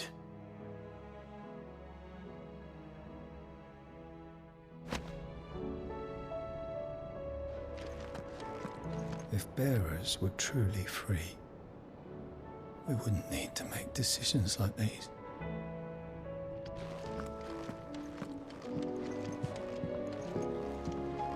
Please, Your Grace, stay strong. Ah, my Lord Marquis. Yote, is anything the matter? You seem troubled. Perhaps I might be able to help. My lord. Yes. Perhaps you might. It's your brother. His condition continues to worsen, though he does his best to hide it. The lesion on his chest pains him more with each passing day. I had feared as much. There are certain elixirs which can ease the suffering of those afflicted by the curse, but... But His Grace's case is severe. The drafts I have been able to prepare for him thus far have ceased to have any real effect. So I consulted with Talia and certain of my comrades among the Undying about the possibility of finding something stronger. And thankfully, a recipe was found. The only problem being that the critical ingredient is exceptionally hard to come by, and our supplies are almost exhausted. Unless we can secure more soon, your brother's anguish will likely become unbearable. My lord, I know that I have no right to make demands of you. But would you help? For Joshua's sake. For Joshua, anything. Thank you, my lord. So, what is this critical ingredient? A rare herb by the name of stonerwort. It grows only where the ether is densest. The vigor it stores in its stems helps to counteract the curse. We discovered a patch near the aqueduct in Rosaria. But alas, yet more ether has erupted from the earth there recently, leaving the whole area flooded. The search continues for a new source. One that we might reach without being turned. So it's only that you can't reach it? The stonerwort itself is unharmed by the flood? Well, yes, but... Then I shall go in your stead. But, my lord... You've yet to find another source, correct? So for now, the aqueduct is our best hope. Besides, I'm a dominant. The ether can't hurt me. Well, if you're sure, my lord. Stonerwort is easily identified by its blood-red blooms. Search around the aqueduct, and you're sure to find some soon enough. I shall remain here and prepare the other ingredients.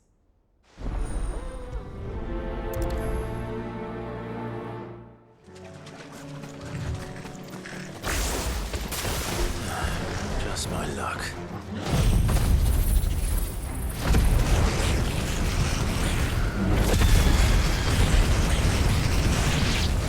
Well, I won't be picking anything till they're gone. There's only one thing for it.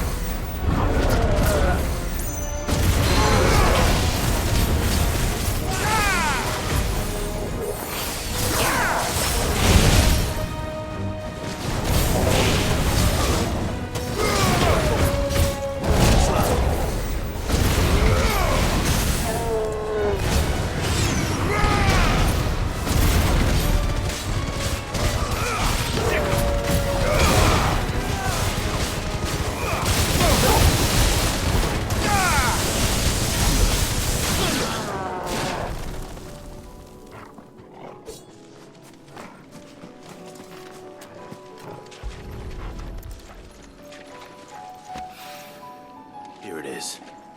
Better collect as much as I can before reinforcements arrive.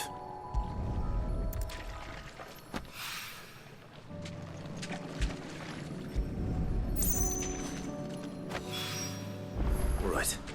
That should do it. Let's get these back to Yote. Yote, I brought back all the stonerwort I could find. Will this be enough?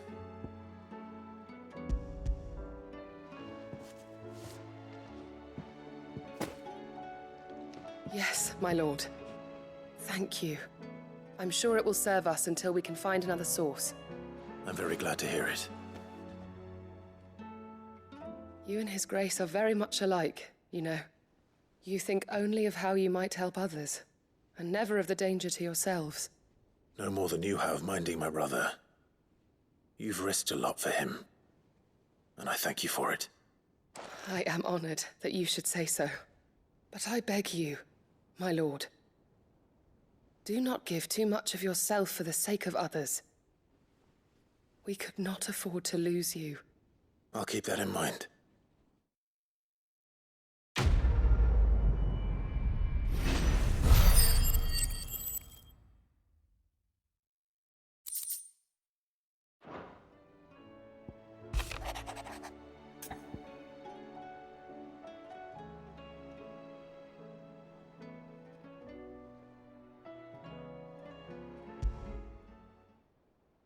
There's no way of knowing if Doris will confide in me, but I can speak to her at least.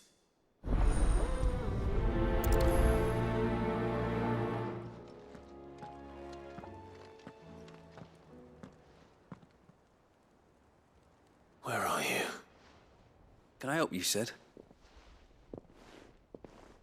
I'm looking for Doris. Is she here? I'm afraid not. She's at Martha's Rest on a job. My job, actually. When she heard what the mission was, she insisted on going herself. Alone. Did she? What was the mission?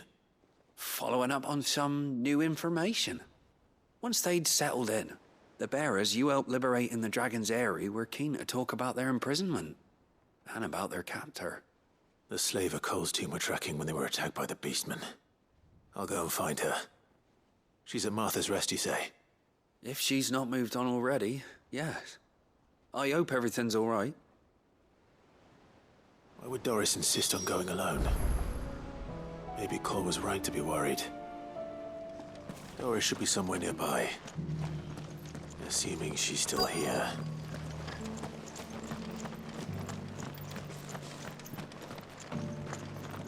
The world seems to be changing so fast lately I can hardly keep up. But what I do know is that there's more bad news than good. You can tell that just by looking at people's faces.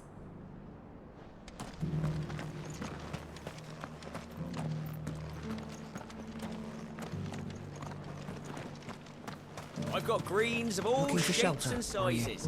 Colours Come on inside, too. I'll introduce you to Mostly Martha. green though. Nearly Just because the done. heavens have gone to rack and ruin, it don't mean we have to. Now, let's get this started.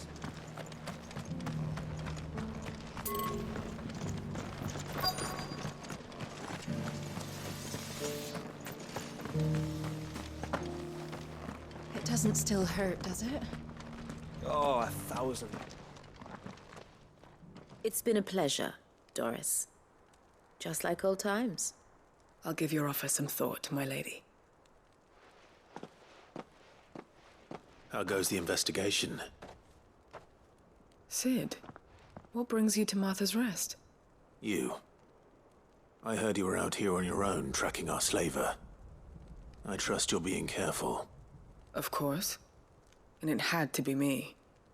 The bearers from the Dragon's Eyrie confirmed a long-held suspicion of mine that the slaver we've been tracking is an old acquaintance. She's no fool. If we'd come in force, she would have spotted us straight away, and then vanished without a trace. That was her just now, wasn't it? So, was it a fruitful reunion? I'd say so. She tried to recruit me. Seems her time in Rosaria is coming to an end. She's abducted bearers from across the region and is looking to smuggle them back into Sambrec. After her brush with those beastmen on the road to Northreach, she hired herself an Imperial escort, which she wants me to join. She's dangerous, Sid, but I think I can stop her.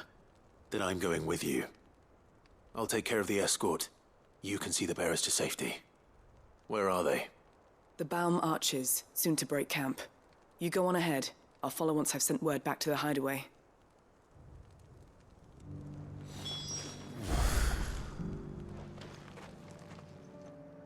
Good. They haven't broken camp yet. How did Doris come to know a slaver, I wonder?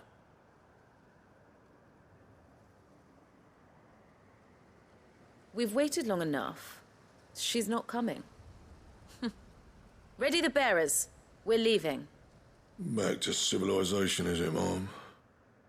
With all haste. Lest any of you lackwits start talking like these feckless bumpkins. I presume your men are ready.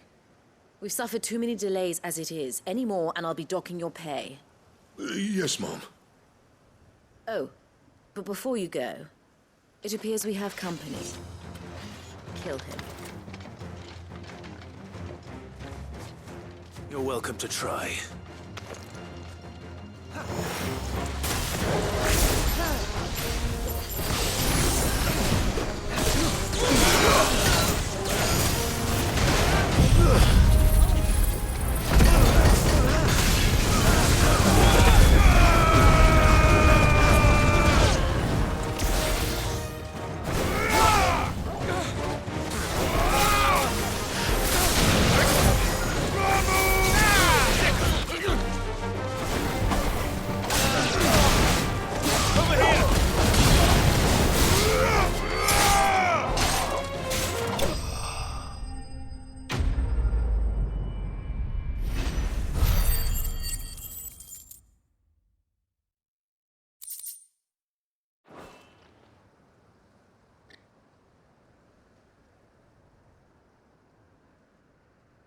So much for your escort.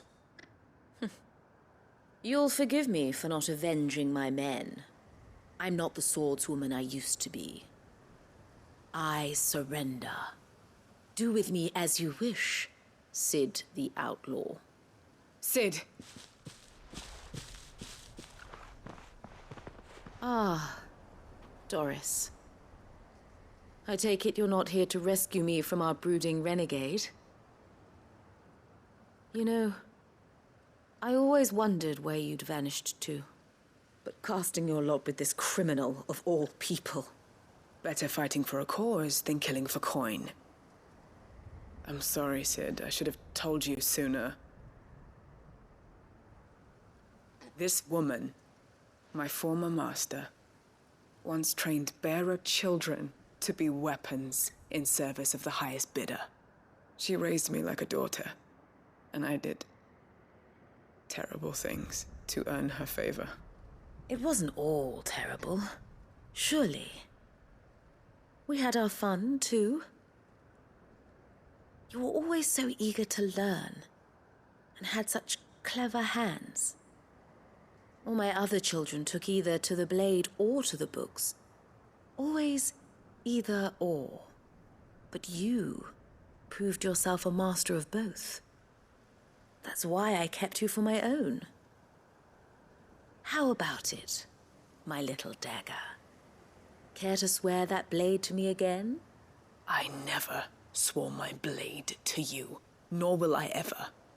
I fight for a higher cause, to liberate the bearers of this world. Farewell, Master. Thank you for making me the weapon I am. You always were a righteous child. Perhaps that's the reason I loved you so.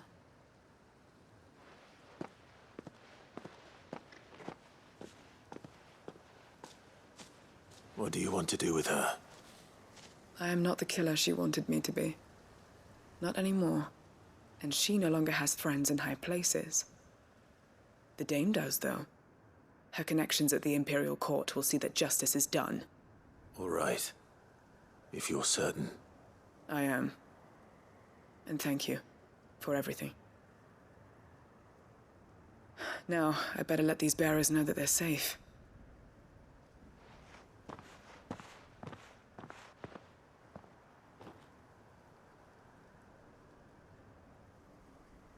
And I should head back to the hideaway and put Cole's mind at ease.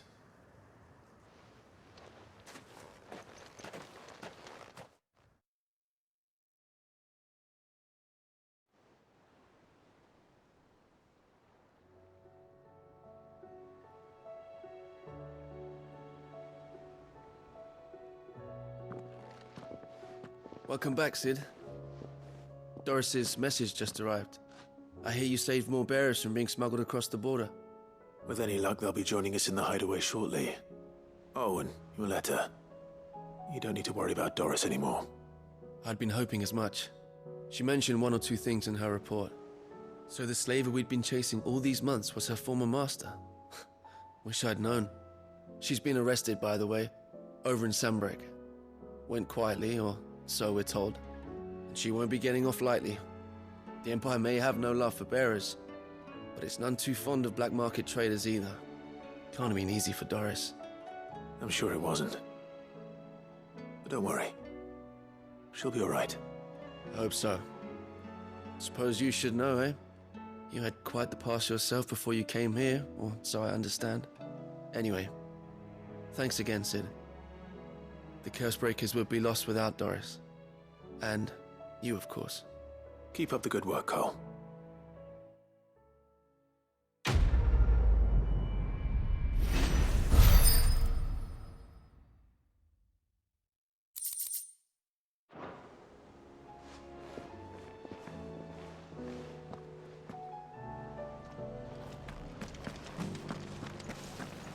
Guardians of the Flame were true friends to the rest. They fought our enemies, manned our barricades, joined us on our patrols. Now they're gone, I suppose it's back to double shifts.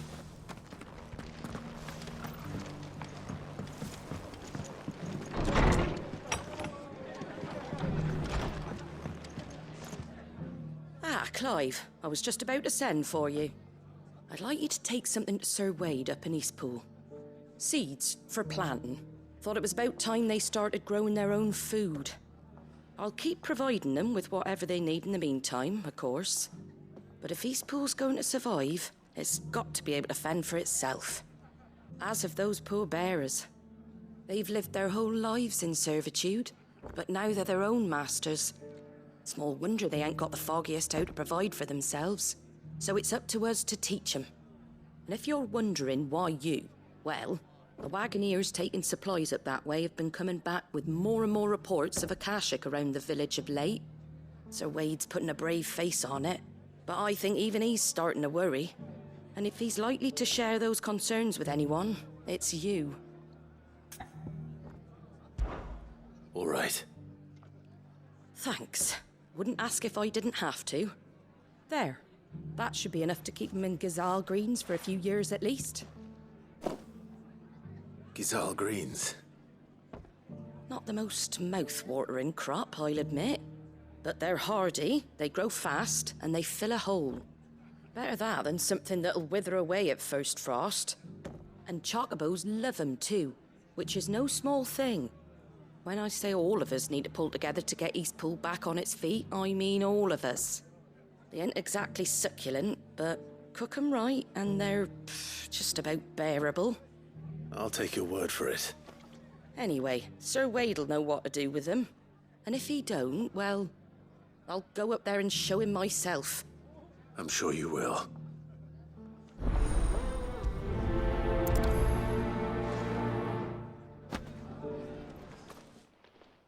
Ah, Lord Rosfield. What brings you to Eastpool? A delivery from Martha.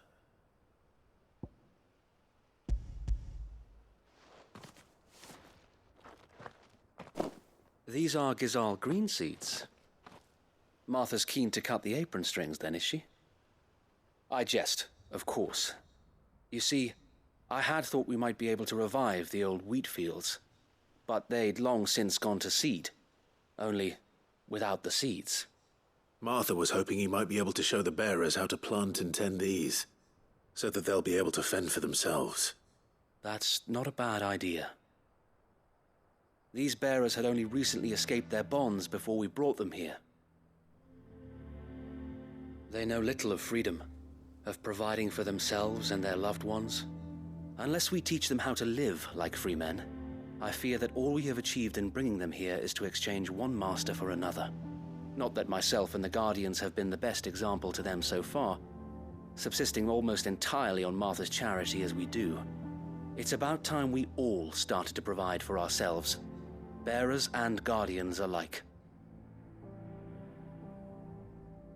Unfortunately, we've been a little too busy of late to focus on much besides bolstering our defenses.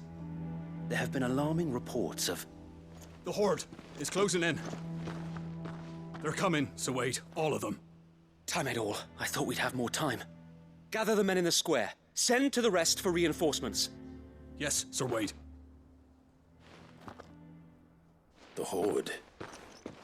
A Kashek, a veritable legion of them. They've been seen prowling around the northern reaches for a while now. We don't have the numbers to hold back a swarm that size.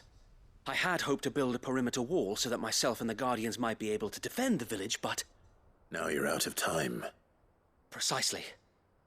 If reinforcements from the rest arrive before they do, we may just scrape through, but I fear that's rather an enormous if. What if you could call on reinforcements from Eastpool? You mean the bearers? We brought them here so they might live, not die fighting for their lives. So wait. You said you lack men to defend the village. Are the bearers not men? Do they not wish to see Eastpool saved? Though they may not be trained soldiers like your Guardians. What help they are able to offer could still prove the difference between victory and defeat. You're right, my lord. I will appeal to them.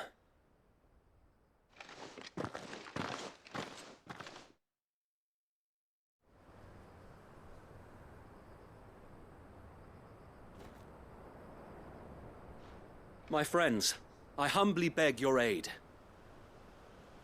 We Guardians are few and our enemies many. But I swear we can defeat them with you at our side. You would send us to the slaughter, to serve as bait for those fiends so that you and your men might be spared. And to think we trusted you.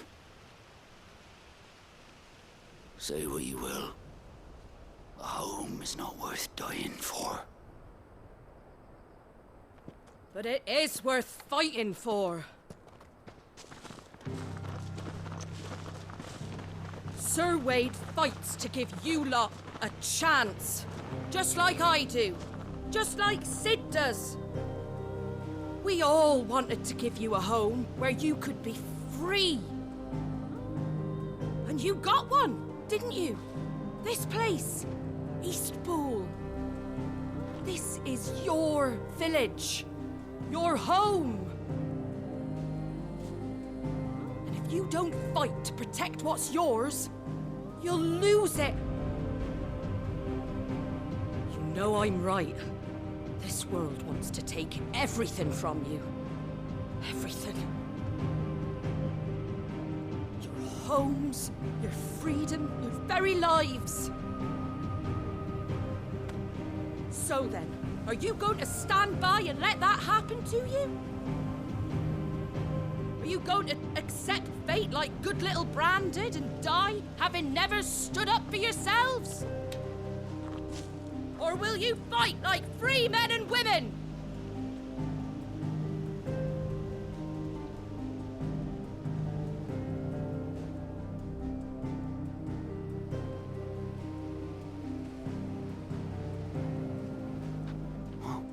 What are you doing? All right. Give me a sword. I never dreamt I'd have a home of my own. And now that I have, I don't want to lose it. I will protect what's mine, or die trying. We all will. Free men and women, fighting together.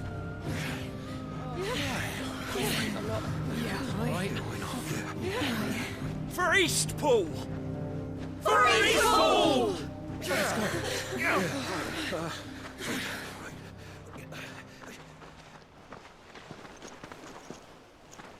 Thank you, Martha. Don't mention it.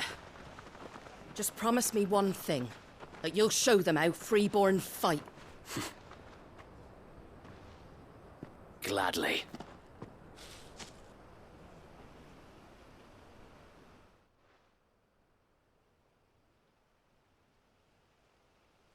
Well, if it was numbers you were lacking, you certainly won't be now. Thanks to you. Me? Oh, I just love the sound of my own voice. Lord Rosfield, my lady, we're ready. So what's the plan of action? We'll divide our forces into several small detachments. each made up of guardians, bearers, and guards from the rest. These will position themselves at strategic points around the village. Upon engaging with the Akashic, each detachment will keep the creatures occupied as best they can, steadily retreating all the while. You're going to lure them into the village? I am. We will have neither the time nor the resources to treat the wounded, so injuries must be avoided at all costs. Instead, we will focus purely on defense at first. By coordinating our withdrawal through the use of messengers drawn from among the bearers, we will aim to have the swarm converge at a point of our choosing. With luck, that point will be the village square, the perfect place for our most able warriors to surround them and fall upon them, and for you and I to finish them off. A sound plan, but one that'll require a leader with a cool head and strong nerves to coordinate the retreat. I'd say you have both in abundance, Sir Wade, but you'll be needed. Please, leave the last of the fighting to me. Ha! And let you have all the glory. Sir Wade! They're here! Then you know what you must do. We work together, everyone playing their part, each shielding the other that no man might fall, that Eastpool might live on. For Rosaria! For Rosaria! We've no time to argue, my lord. I'll do as you ask. And I will do as you ask. Suppose we'd better do our bit too then, eh? Right you are, Martha.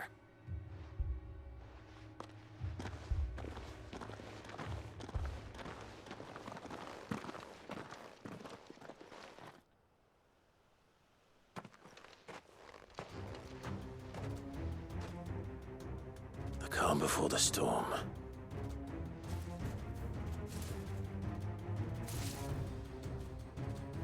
And here it comes. Can't let Eastpool fall.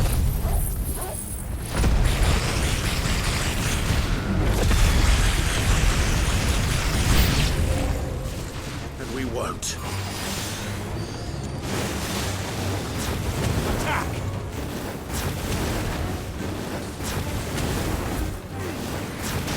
Sick 'em!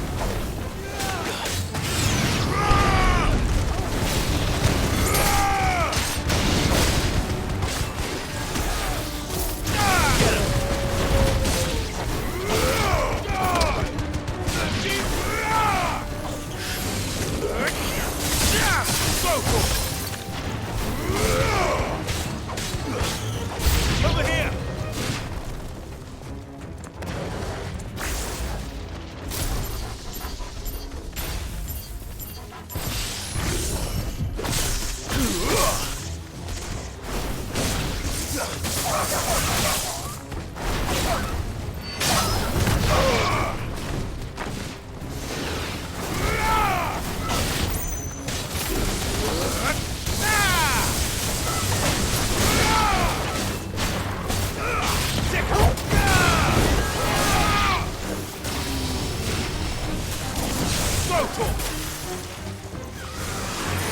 Over here!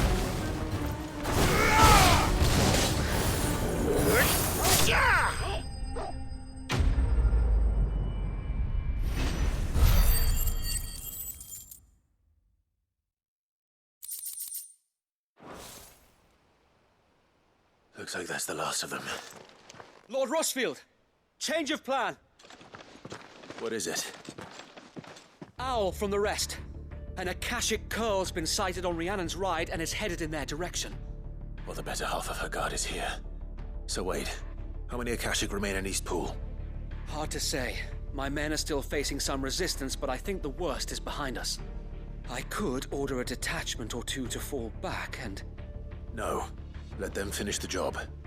You stay here too, Sir Wade. Your men need you. I'll go after the curl.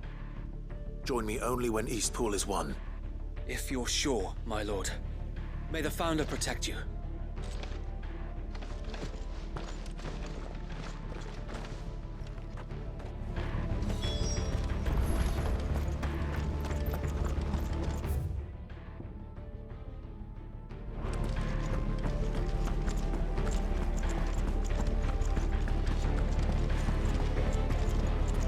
Come to tell me an Akashic Curl's heading towards the rest? Get yourself down there. We can handle things here. Next one's mine. I might not know one end of a sword from the other, but I can roast the bastards. All right, but stay with me. We fight as one. The Curl was sighted on Rhiannon's ride back towards Martha's Rest. Found us speed you, my lord. Eastpool will be safe in our hands, my lord. You have my word.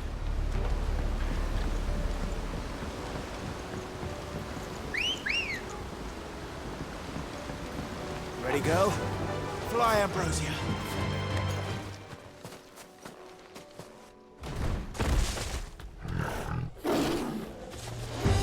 There it is.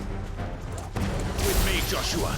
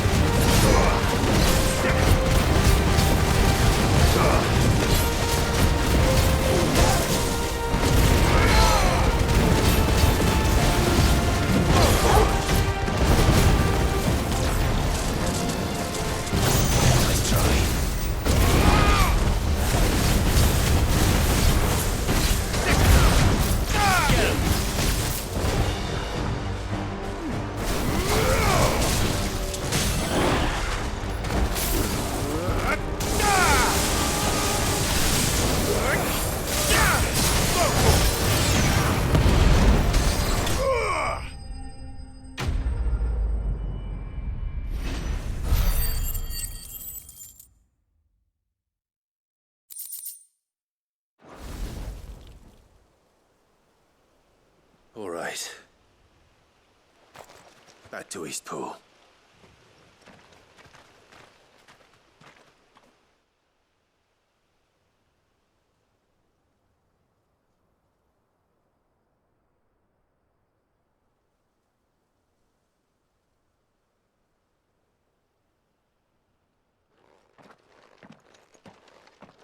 Lord Rosfield, the Curl, is it? It's dead. Thank the Founder for that. And for you, my lord. We were able to eradicate the rest of the Horde. I have guardians posted around the village to keep watch for further attacks, but all seems quiet for now. I hesitate to say it, but I think it might be over. I think it might.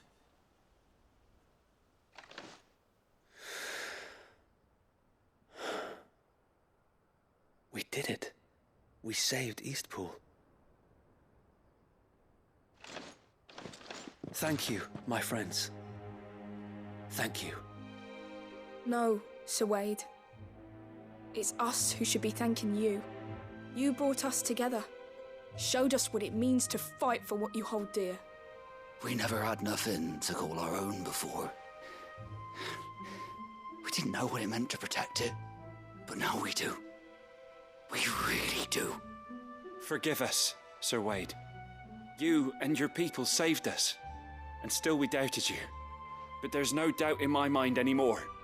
We're free men now, so we have to start acting like it. We have to fight to protect what's ours, to protect Eastpool. And we shall. We all shall. Together. This is our home. And if anyone or anything tries to take it away, they'll have us to answer to. Come on then. Let's get to work. This village isn't gonna rebuild itself.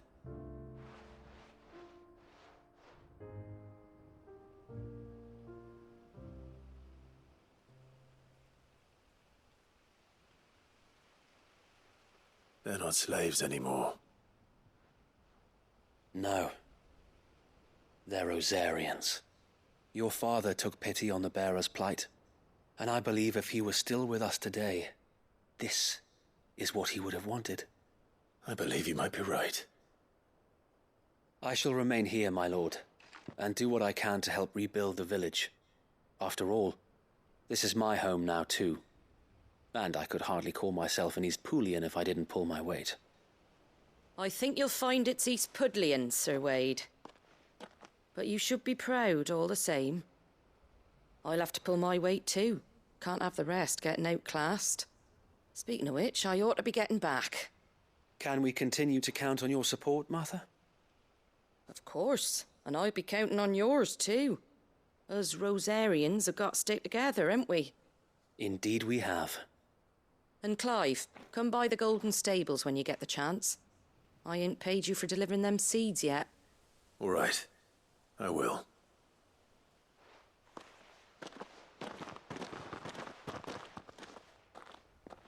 Lord Rosfield, do you remember our very first mission together? Clearing the goblins from the Stillwind Marshes? How could I forget?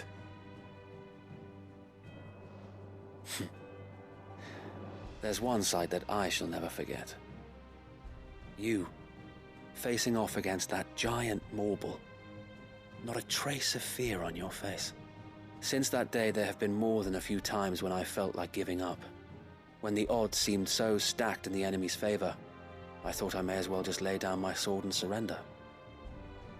But every time I would think back to the look in your eyes that day and remember what it means to be a shield.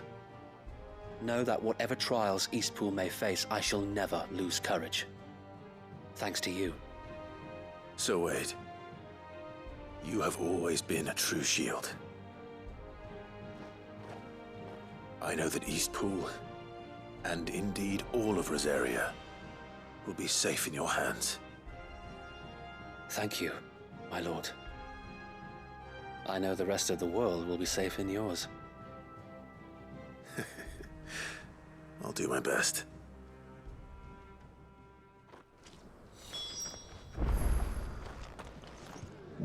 The hero returns. It's lucky you came by when you did, eh? Not only did my seeds get delivered, but you went and saved Eastpool and all. I just did what I could. And it's only right that you get rewarded for it. Take it before I change my mind. Thank you, Martha. So, Eastpool's finally back on its feet again. And a home to free bearers. Who'd have thought we'd see the day, eh? Well, it was your idea.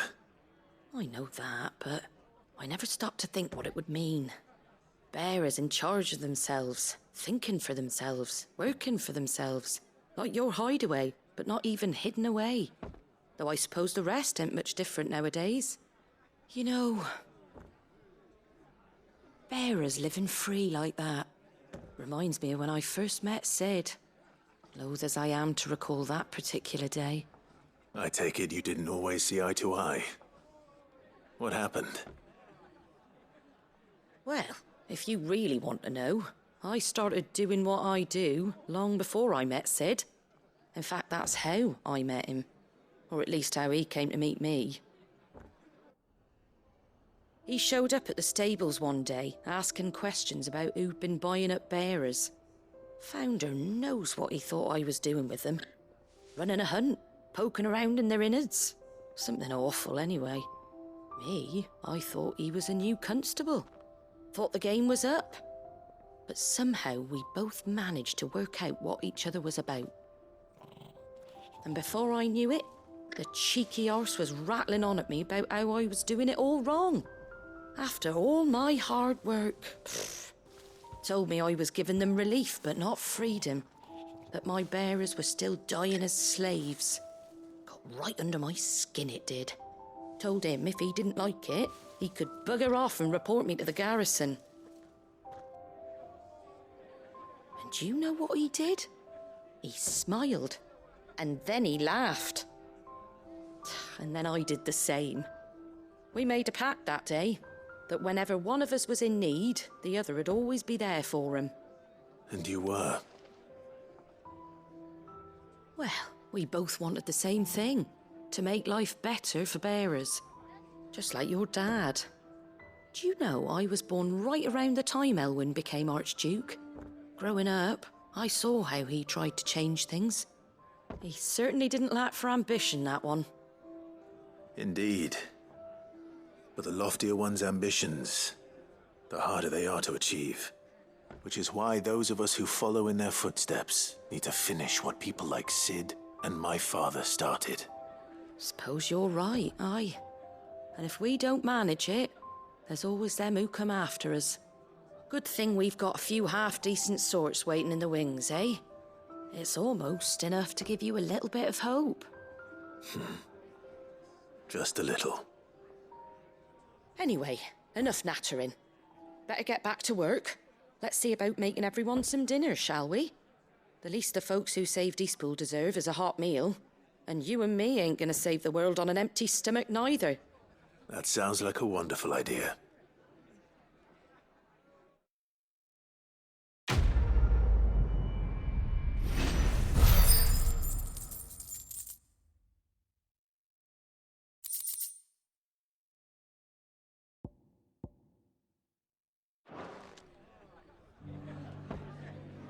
Don't worry, Clive. You went alone in this fight. Whenever you find yourself in need, be it of money, men, or a bowl of hot stew, the stable's door is always open. Clive! To what do I owe the pleasure? I just wanted to see how the town's been faring since you brought everyone together. Since we brought everyone together, all is absolutely wonderful. Conrad and Natalie's hands remain safely away from each other's throats and firmly at the helm. Our stores are full, and the bandits still too disorganized to raid them. Just as the good Lady Jane and Lord Underhill intended. Are you a lord? Lubor's going to be one too. They're going to make him the Lord of Dalimil, because of how he stopped all the grown-ups from fighting. It's the mayor of Dalimil, dear child, and the vote hasn't taken place just yet. But if the people wish me to lead them, I shall. And my first act will be to build a school so that menaces like you two learn not to interrupt your elders. Speaking of menaces, there may be a rather worrying one just over the horizon. May there indeed. I'm afraid the example Conrad and Natalie set in putting aside their differences and presenting a united front might have caught the bandits' attention. And they might have elected to take a similar approach. They have formed what one could call a League of Outlaws, and they grow more organized by the day.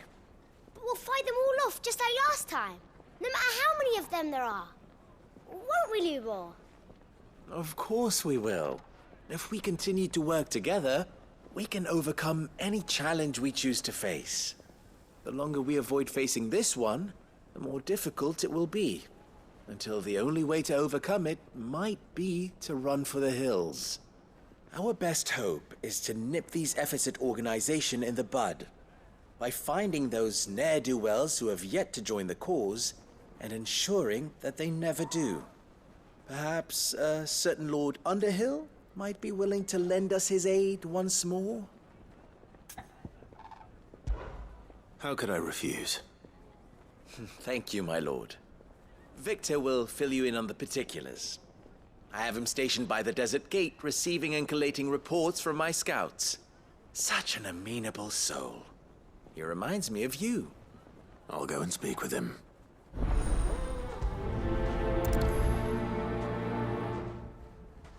What's the difference between a lord and a mayor? A League of Outlaws. Sounds like we have some competition.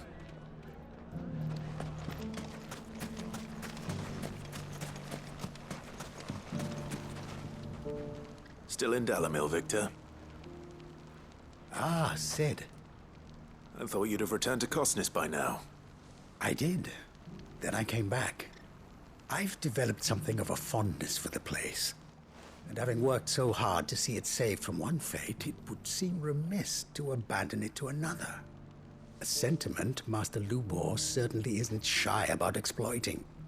Hence my doing his bidding yet again. You're not the only one. What does he want you to do? He asked for my aid in putting down the bandits. And he said that you might be able to help me find them. Then you've come at just the right time. I was on my way to speak with Conrad about how to organize our forces. There are more camps in the vicinity than we can safely strike at once. But we must strike together, and we must strike soon at as many camps as we can. We can't give this league of theirs time to rally its forces. All right. Which camp shall I take? There's one upriver. Just out there, across the dunes. Leave it with me.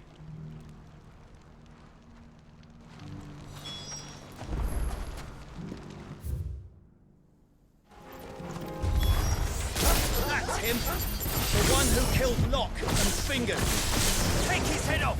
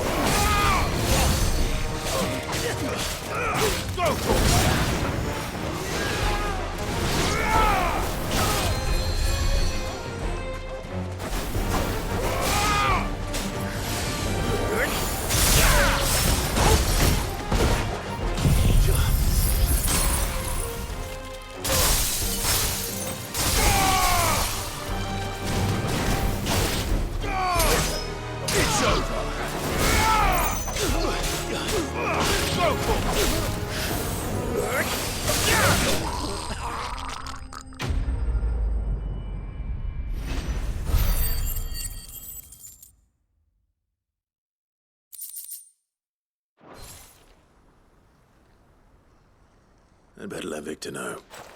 Sid, where are you? Ah, I see the bandits didn't pose you any trouble. No, but that's not why you're here, is it? No. Something's happened. We need you back in Dalimil. What is it? The whole town's in uproar. They're saying that Lubor is a bearer. What? Seems that one of our parties wasn't as thorough as they should have been. They let one of the bandits escape, and his escape route took him right through Dalimil. Some of the children spotted him, and he was about to silence them. And when Lubor felled him with a bolt of magic, and without a crystal. But that's not possible. It is, if he's a bearer and has been hiding it all these years, which is what people are saying. If he has, well, I wouldn't blame him. No man is branded by choice. Still, all those people see is a man who's lied to them all his life. One who was made a leader of himself when the world believed he should have been a slave. Fuck. I don't know where we go from here, but I know one thing. Lubor needs all the friends he can get right now. You're right.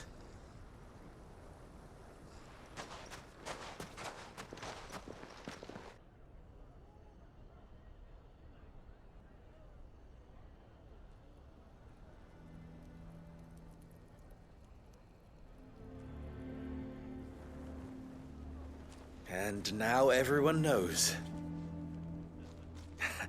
I made it a habit to keep a crystal close at hand for just such an occasion. And when that occasion arose, I forgot to reach for it. Well, it was bound to come out sooner or later. We're sorry, Lubor. We tried to keep running. But we just couldn't anymore. There's nothing to be sorry for. I rather enjoyed playing the hero for once. All that matters to me is that you two are safe. Look at him talking to his betters like it's nothing. All lies, I'll wager. Just like the ones he fed us all these years. Once people make up their minds, it's hard to change them. We need to do something, and quickly. Convince the people not to let their prejudices blind them. Convince them that nothing has changed. That their enemy lies outside these walls, not within them. You're right. We should speak to everyone. I'm glad you agree. I'll handle the townsfolk. I'm a Dalmec born and bred. They listen to me. You head to the tavern. Make Conrad and Natalie remember who Lubor really is. They know that Lubor and I are friends. I might not make for the most impartial of interlocutors.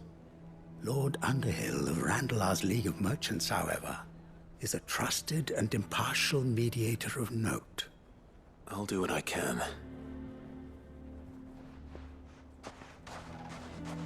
Lubor, stay here with the children. I can't promise anything, but we'll try. And that is all I can ask of you.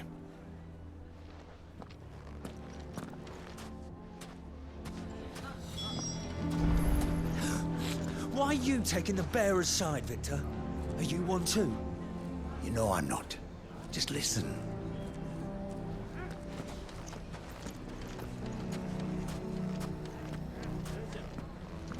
Why do they always have to make such a fuss outside? It's driving away our customers. He knew all along that he was playing us for fools. And we fell for it. We followed him. A bearer.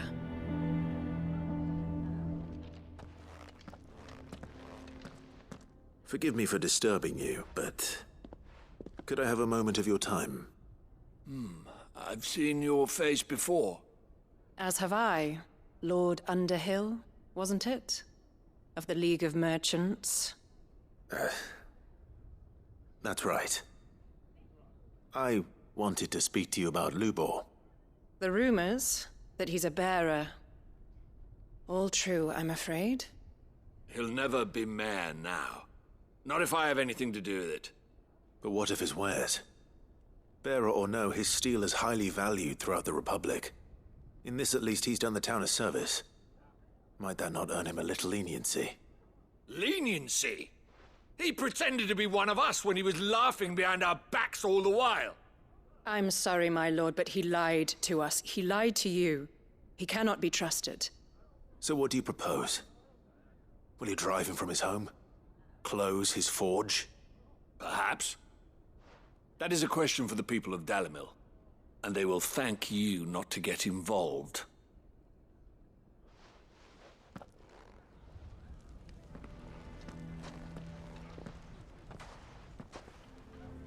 The townsfolk have made their minds up. There was nothing I could do. Nor I. Conrad and Natalie refused to consider anything but their own wounded pride. You never know. Once their anger is cooled, they might see things differently. For now, we should report back to Lubor. All right.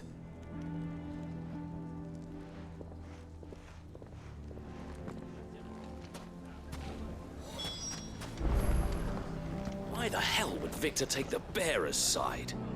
For a share in Lubor's ill-gotten gil, perhaps?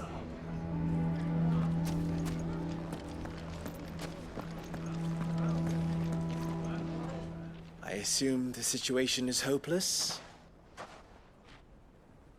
There's still hope. But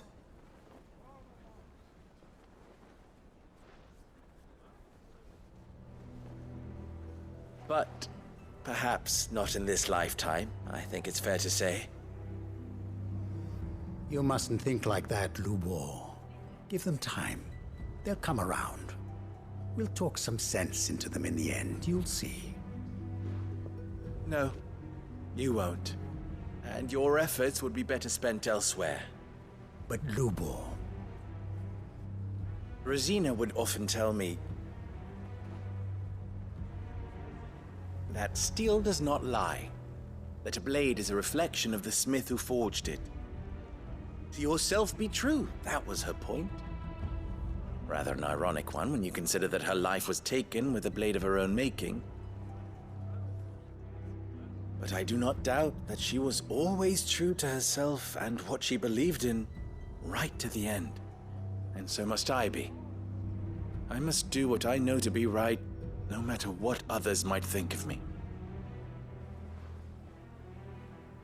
And now, I know what that is. I must embrace my new role of villain so that the people of Dalimil have something to unite against. For only united can they hope to stand against the threat that awaits them. I'll need to make a suitably dramatic exit, of course. Don't go, Lubor. You're the only one who was ever kind to us. We'll be all alone. Again. Trust me, little ones. It is for the best that I go. Not only for the town, but for you, too. How could it possibly be for the best? These children need you. The least you can do is give the townspeople a chance to change their minds. They would not take it, Victor. It's over. Over, you say? And so just like that, you're going to throw this town and these children to the wolves? I thought you were better than this. But it seems you had me fooled as well. Victor. Forget it. Do what you will. You sure you're making the right choice, Lubor?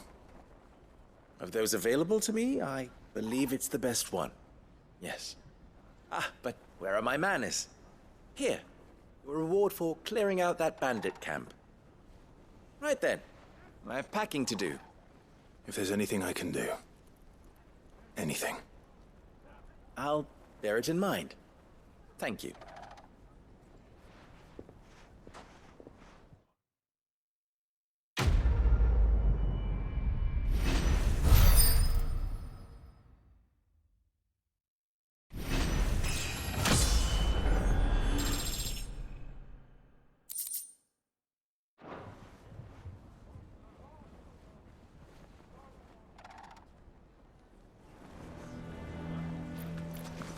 Why is everyone being mean to Lubor? He didn't do anything wrong. I'm going to go with him. Why didn't he tell us?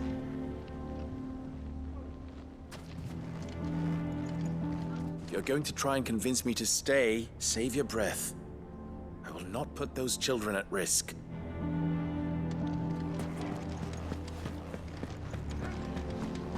The bastard's been lying. Can you believe we were going to make him mayor? He would have been the ruin of us all.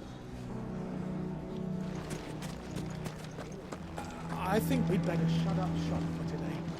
Give people one less thing to throw at him. Sounds like something's happening in the square. I wonder what.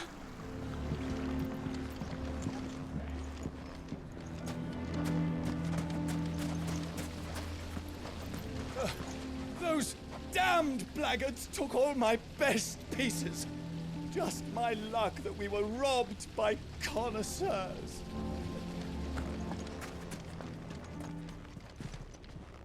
Lord Rosfield, is there aught the Undying might assist you with this day?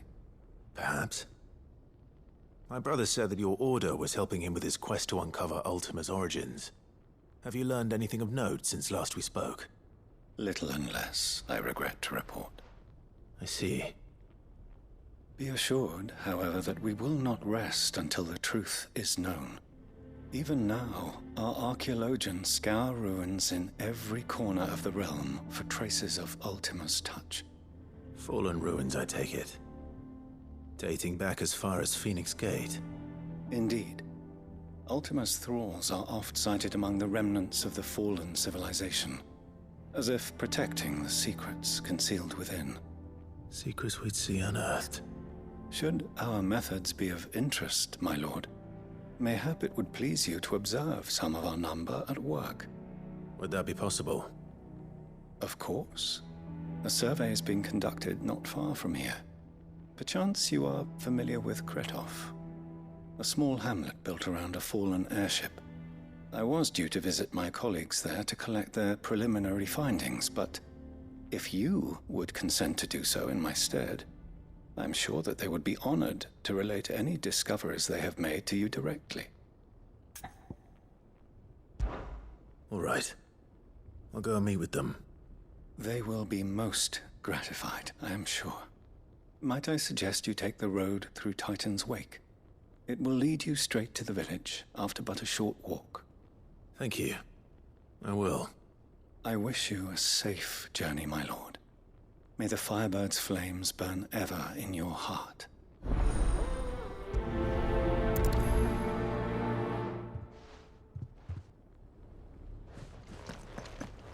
It's kind of you to take an interest in the Undying's affairs, brother. I can't have you all keeping secrets from me, can I?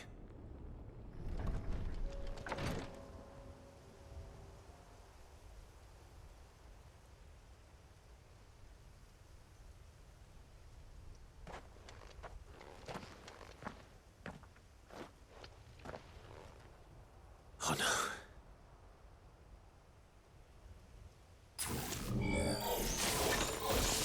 You'll pay for this. There may still be survivors. All the more reason to rid this place of echoes.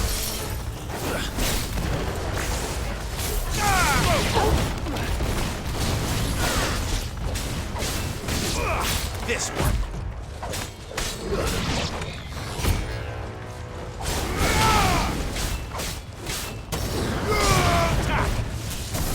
Go, Torgal!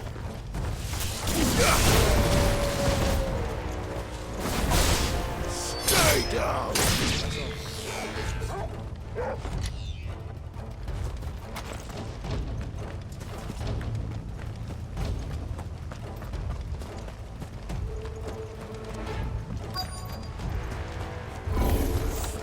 Whatever that thing is, I'd say it's their leader.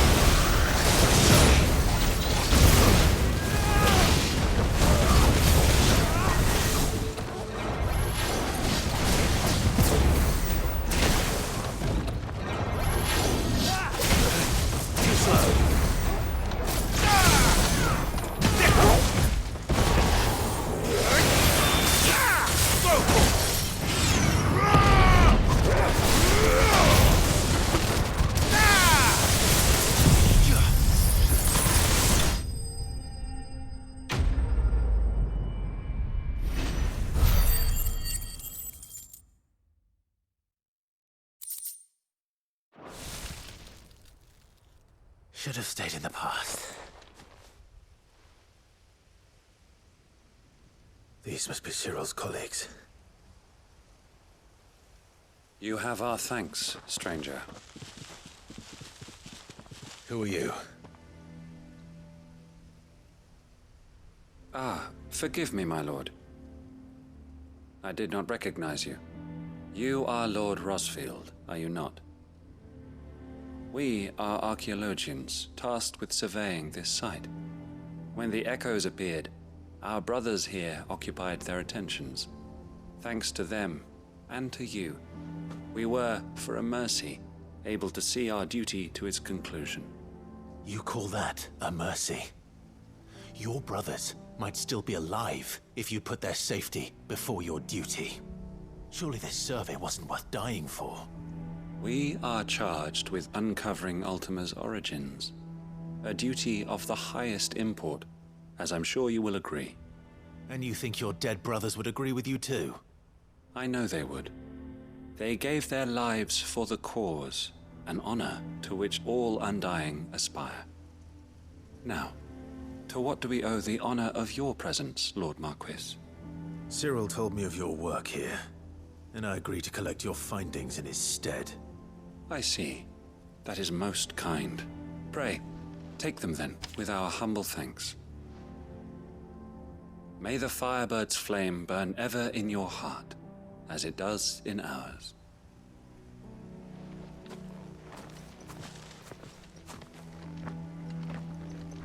It's one thing to lay down your life for another, but for a survey... Forgive them, Clive. The Undying live by a very different creed, and nothing we say will change that. Come. Let us deliver their findings to Cyril, that their deaths might not be in vain. Think no more of us, my lord. Only deliver our findings to the bearer of the burning quill.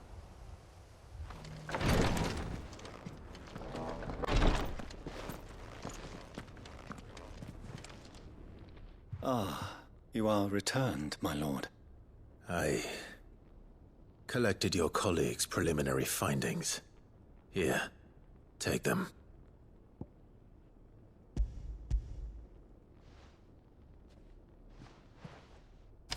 My thanks. I shall study them, and inform you forthwith if I discover aught that might aid you in your fight against Ultima.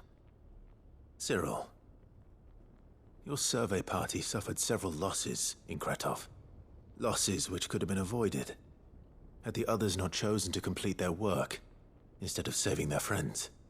Were these your orders? No. This was their choice.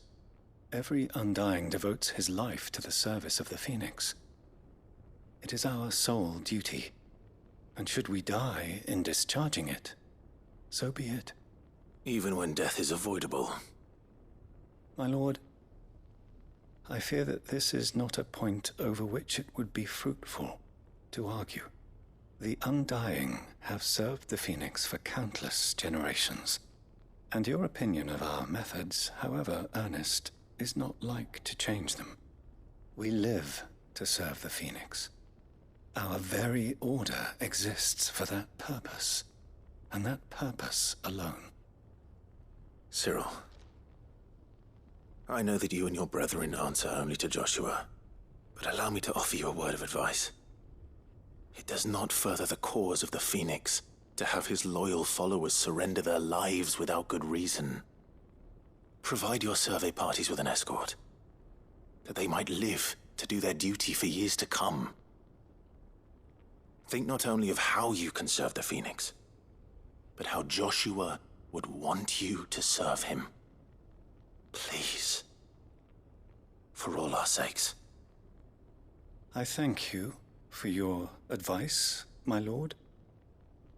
If you will permit me to respond, our faith in his grace, Joshua Rosfield, is absolute. And we of the Undying will do what we believe is right to fulfill our duty unto him.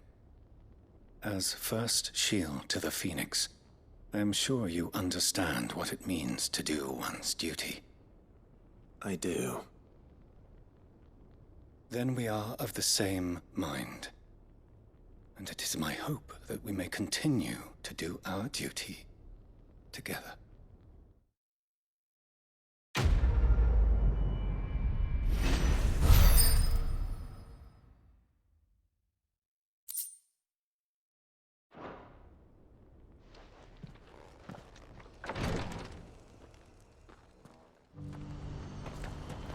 What's happened? The guards at the gate are in a right old panic. They're saying Twinside's gone.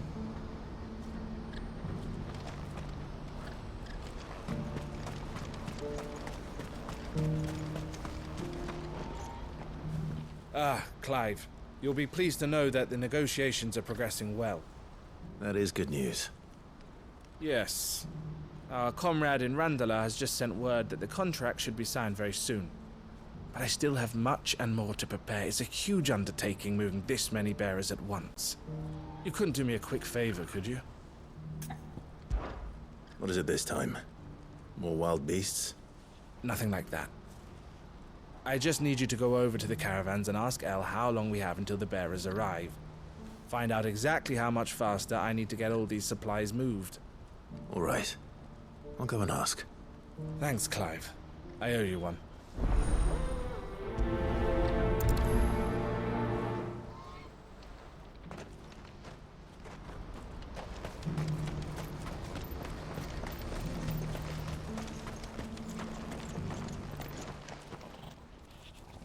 Don't blame yourself, El. This is their fault, not yours. I know, but... No buts about it, all right?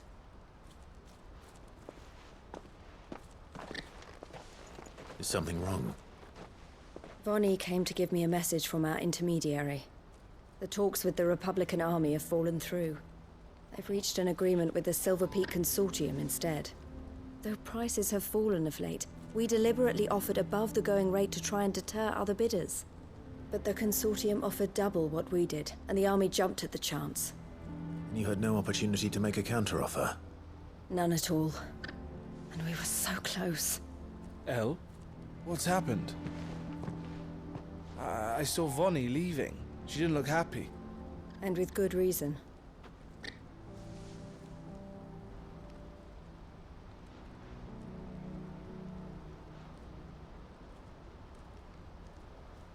But I thought we were the only ones the Fist were speaking to about the bearers. How did the Consortium even find out about this? It's not so surprising. They have ears all over the Republic. This isn't over. The Consortium will have to sell these bearers eventually, and at the price they paid, buyers will be few and far between. I'm going to Randalar myself. Alone? You sure that's wise? Are you offering to be my bodyguard? How kind. Meet me at the checkpoint near the capital gates. I'll send an owl ahead and request a meeting. You go to Cashlock, Theo, and get everything ready. We've waited far too long as it is. Even if I fail to free these bearers, there will be others. Someone needs to prepare the place and keep any prowling beasts at bay. Oh, and that's me, is it? Well, it looks like I'm following orders till she gets back from meeting the Silver Peak Consortium, who've been doing their best to undermine our scheme. She'll never join them after this, surely. No, she said it herself. She still has plans for Cashlock, even if this one falls through. She means to stay with us, then. I can't say I'm not happy to hear it, but... is this what she really wants? You have to trust her. You're right. It's what she wants now. And if El's off fighting for the cause, I should do my part too. So I bid you farewell and safe travels, my friend. I'll gather my men and leave for Cashlock. We'll make sure the place is well stocked and defended. You go to Randalar and see if you can stop my sister biting the Consortium's heads off.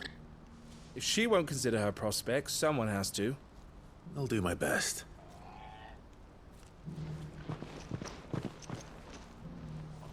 All right. To Randalar, then. And better not keep Eloise waiting.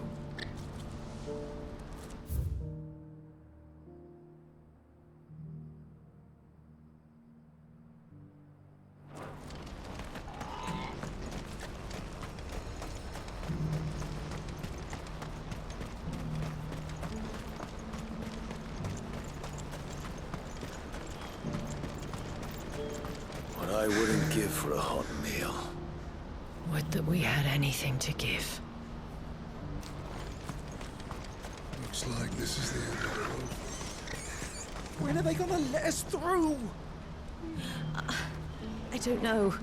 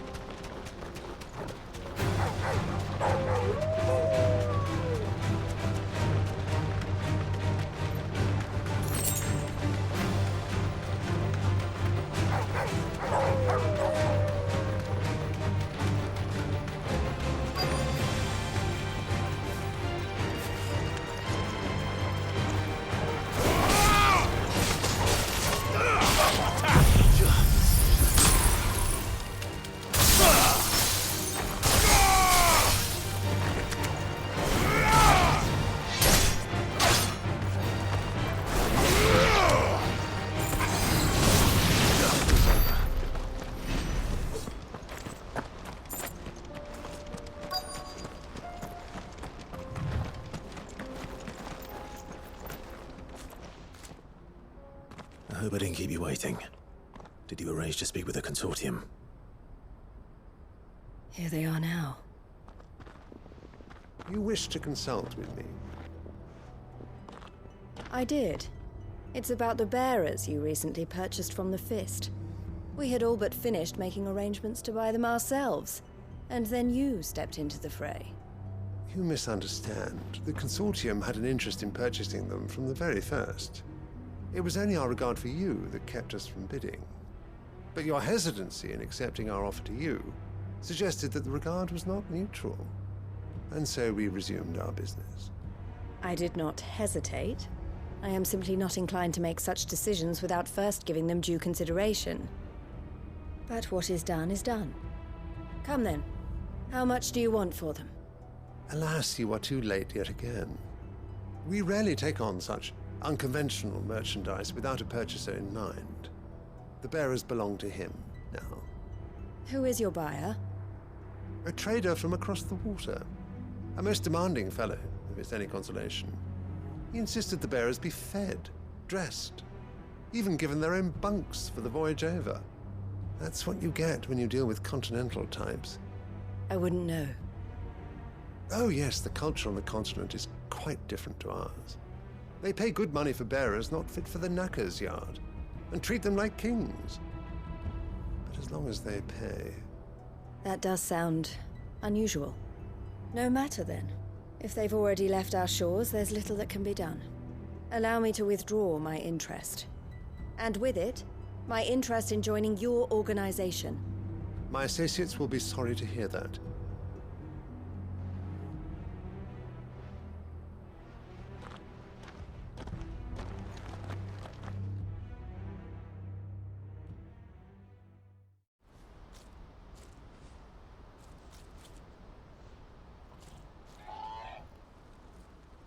I'm sorry you weren't able to save them. As am I. But I only have myself to blame. He was right, you see. The Silver Peak Consortium did intend to buy those bearers before I did. Their representative hinted at a possible purchase when he came to recruit me. I feigned interest in joining them in the hope he might be encouraged to tell me more. And he did just that. As soon as he left, I sent my own offer to Randalar. So you never... No. I entertained the Consortium's proposal solely so I could learn more about those bearers. But I was a fool to think they wouldn't find out. I knew exactly who I was dealing with. You tried. I did. And if what he said was true, the bearers are to be well treated. Which is something, at least. But they deserved more. I wanted so badly to see them freed. Eloise! Eloise! Word from Cashlock. The village is under attack. A pack of beasts have come down from the mountains, and there's a dragon at its head. Theo and the others are trying to hold them off as best they can, but the odds are against them. They need help, and fast. Theo! I'll go on ahead. Thank you, Clive. I'll gather some men and join you there. Just... make sure he's safe.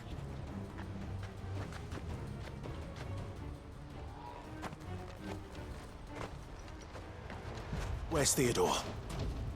Upriver! He led the dragon that way to keep it from the village, but the whole area's flooded with ether.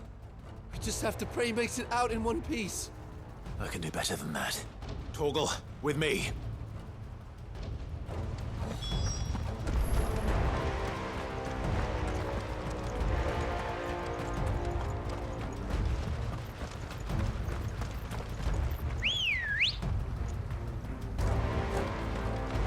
Good girl.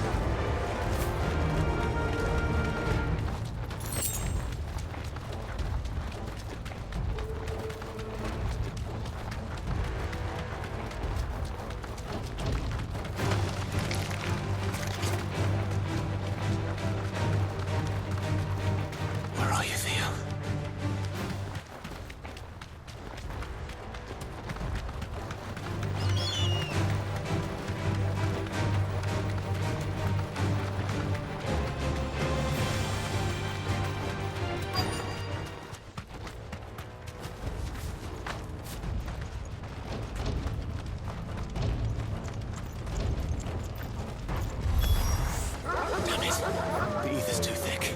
These creatures have already turned.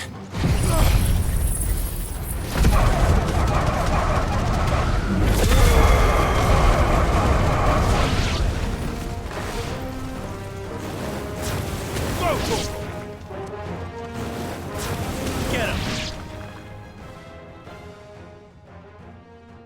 I can't waste any more time. I need to find Theodore before that dragon does.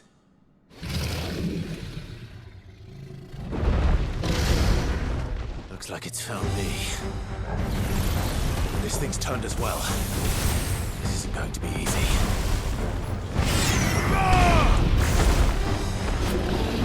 Nice try.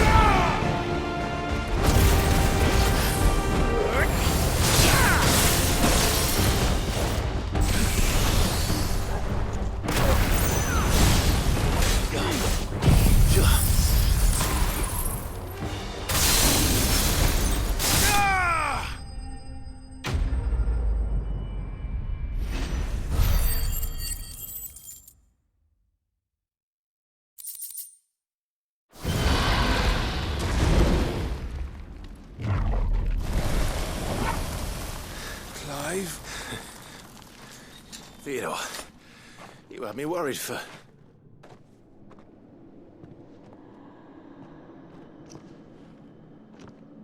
We have to get you out of here.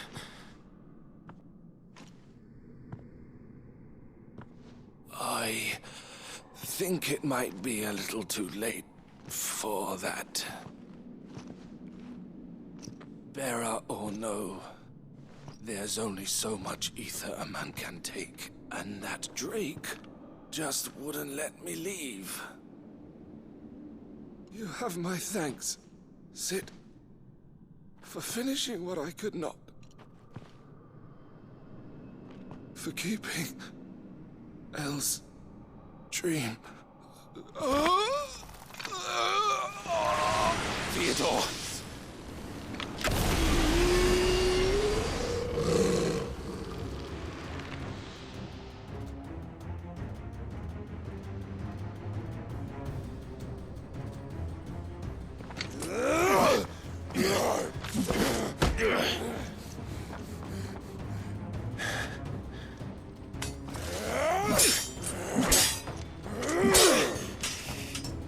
Don't make me do this. Stop it, Theo! Stop! Stay back, Eloise! He's turned. And so will you!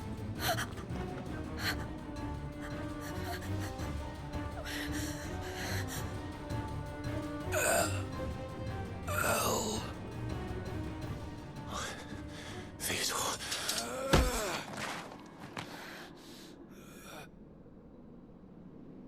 Take care of my sister. Theodore, wait. Goodbye, Elle.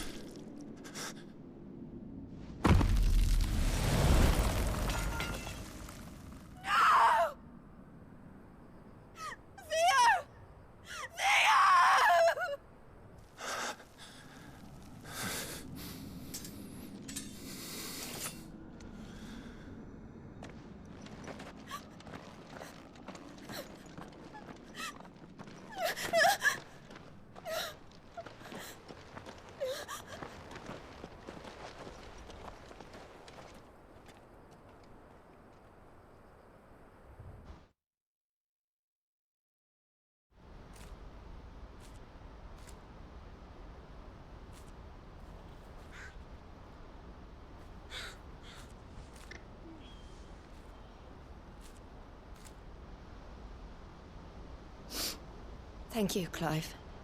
I think I'll be all right now. That was true bravery he showed. Leading the dragon away from the village like that. His first instinct was always to protect people. To put others' well-being before his own. And now he's gone. Because I sent him to that place, against his will. It wasn't against his will. He was ready to do whatever it took to show you he could stand on his own. So that you would finally be free to live your own life. To live my own life? He never could come to terms with the choice I made. What exactly happened? You once told me Theo was the first bearer you ever helped.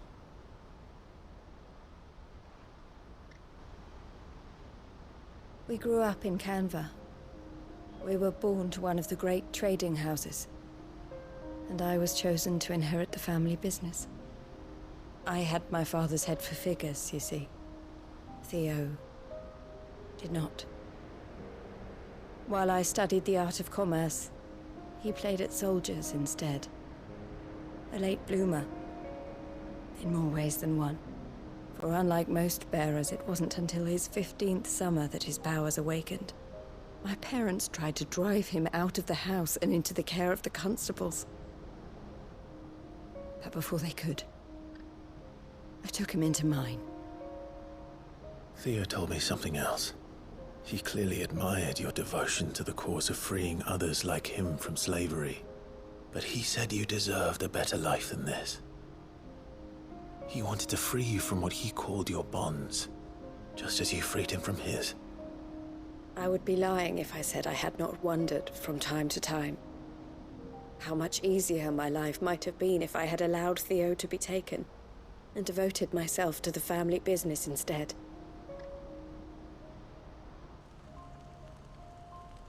But I have never regretted the decision I made. Being with my brother meant more to me than tradition or reputation. I only had to look at him to remind myself of that night, and the choice I made, and the fact that I would make the same choice again in a heartbeat.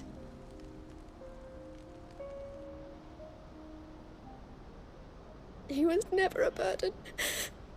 How could he even think that? If anything, I was the one who weighed him down.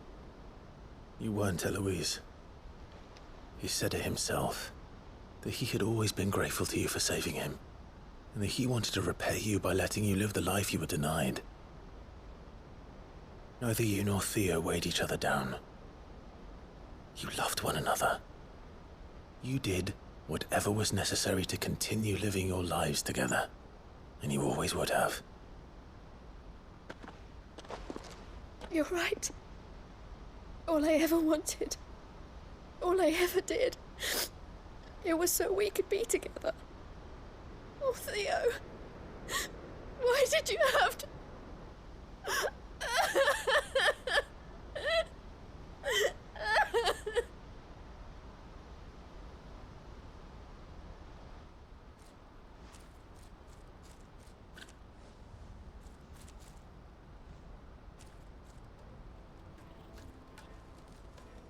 I know Theo wanted me to move on, but I'm staying here at the Crimson Caravans to continue our work. We can make a difference here. We can help people, save them. I need nothing more from life than that. So I'll carry on doing what we do, ensuring that goods, people, bearers get where they need to be, bringing smiles to people's faces just like we always have, and to Theo's. Wherever he is. This is the life I have chosen. The life I will always choose.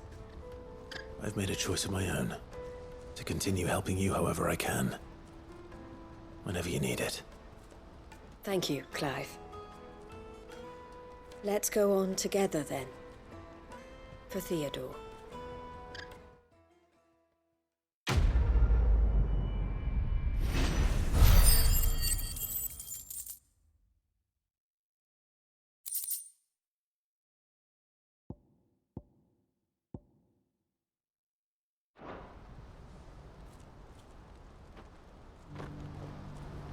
The Crimson Caravans is my family business now, and I would not exchange it for the world.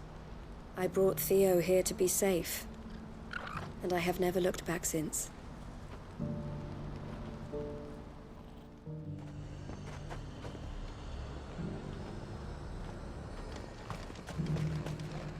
Welcome, welcome!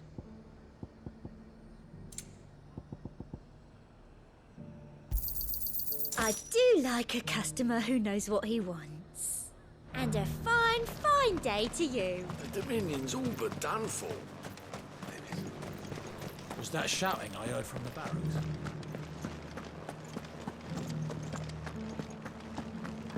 Do you think he was the only one who survived? Does it matter? He's the only one who came.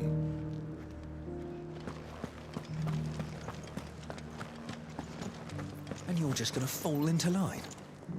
What else can I do? I'm a soldier.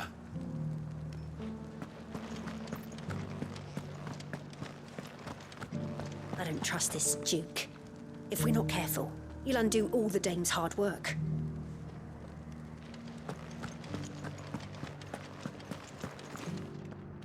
Oh, Clive. What am I to do? My wards and I may soon be without a home. What's happened?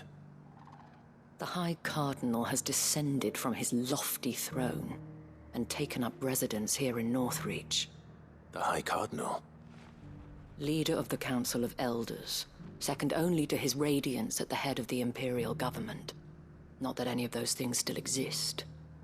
Now he goes by his noble title, the Duke of Oriflamme. And what does he want with Northreach? He wants to transform it into a military stronghold. A foundation upon which to build a new Sambrek. He's already secured the support of the various army remnants, with promises that they shall be afforded the respect they deserve in his empire. One built on the confiscated property of the people.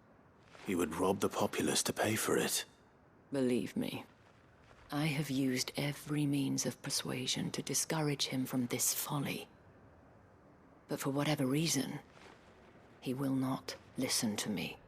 What does Captain Philippe make of this? When the town was under attack, it was him the soldiers rallied around. Couldn't he use that influence again? How? By speaking out against one of the most powerful men in Sambrek.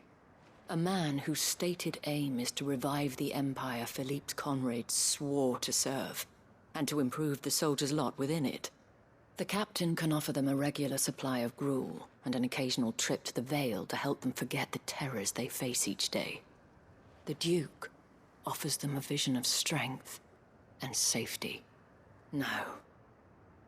Any attempt to incite mutiny would cost Philippe the support of his men. If it did not cost him his life.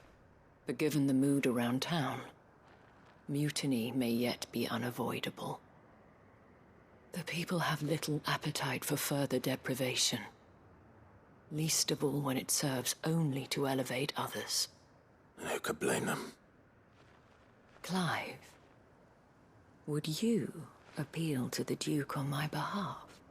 For your services to Northreach, you have the respect of the soldiers, and they will take you to His Eminence if you ask them. And unlike Philippe, no bonds of loyalty prevent you from speaking your mind to the man. Well, will you try? You could hardly fare any worse than I did. I'll see what I can do. Thank you, Clive. Tell me then, where will I find this Duke of Oriflamme? In the garrison? Overseeing the troops, yes. All right. Wish me luck.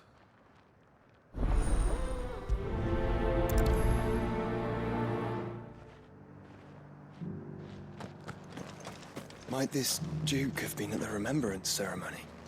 Let's hope we didn't make a strong impression. It's not only control of the garrison he wants. We already have a leader in the Dame.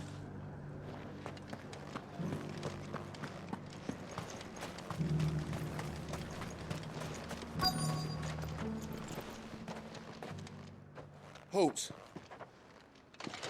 Oh, sorry about that. You're the Dame's man, aren't you? You got some business with the captain? No, actually. With the Duke. I was hoping I might be able to speak with him. We're under orders not to let any civilians pass. But you should be all right. His Eminence has heard all about you and your heroics. Wait here. I'll go and ask.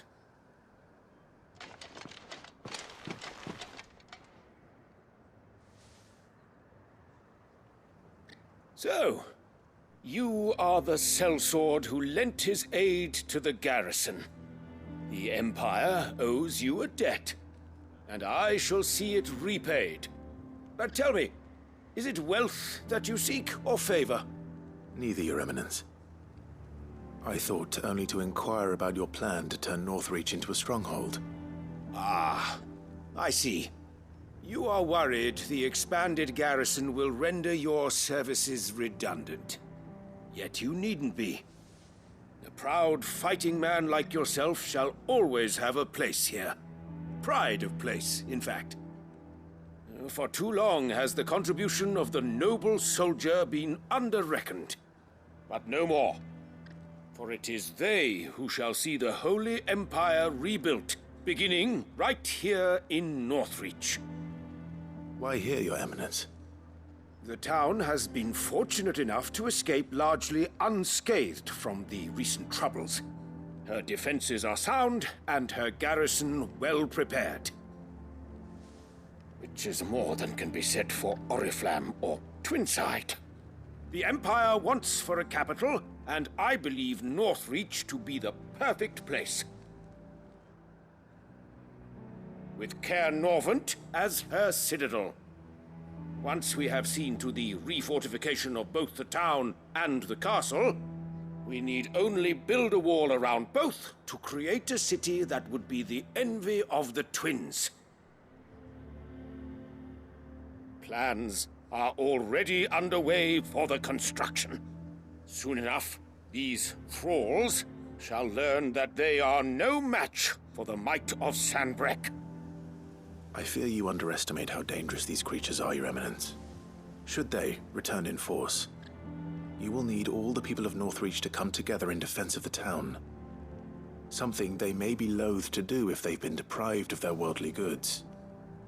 The people will do as their leaders command. If Sanbreque is to be rebuilt, she will require a functioning government.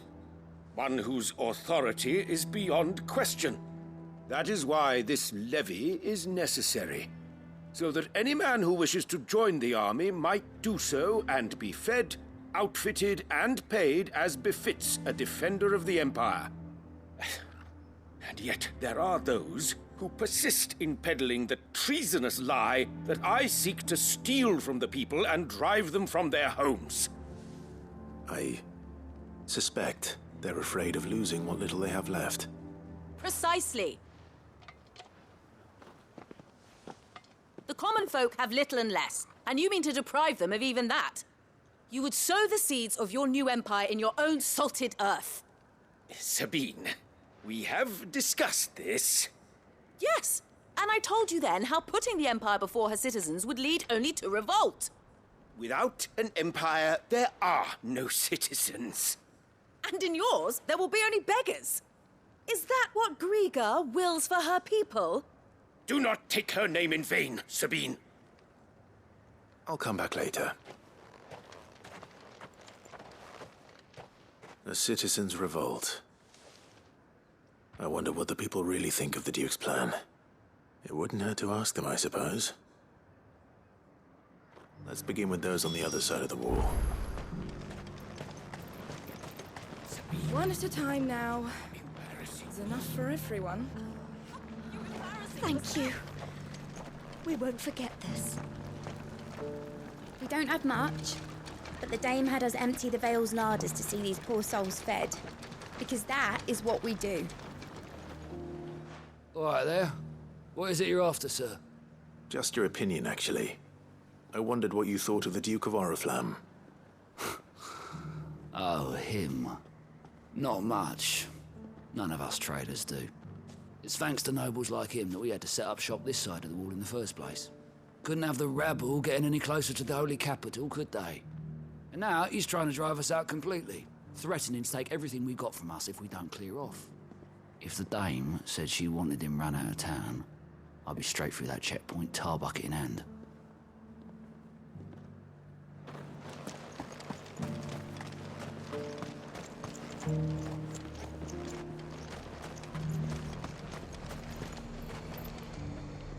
I've been hearing a lot of talk about a certain Duke. Nothing good, I'll wager. Going around acting like he owns the place. And with hardly a word to the Dame. This is her town, not his.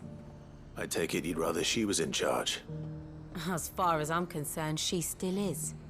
Just need his eminence to sod off back to Oriflamme. Sell anything today? As much as you, I'll wager.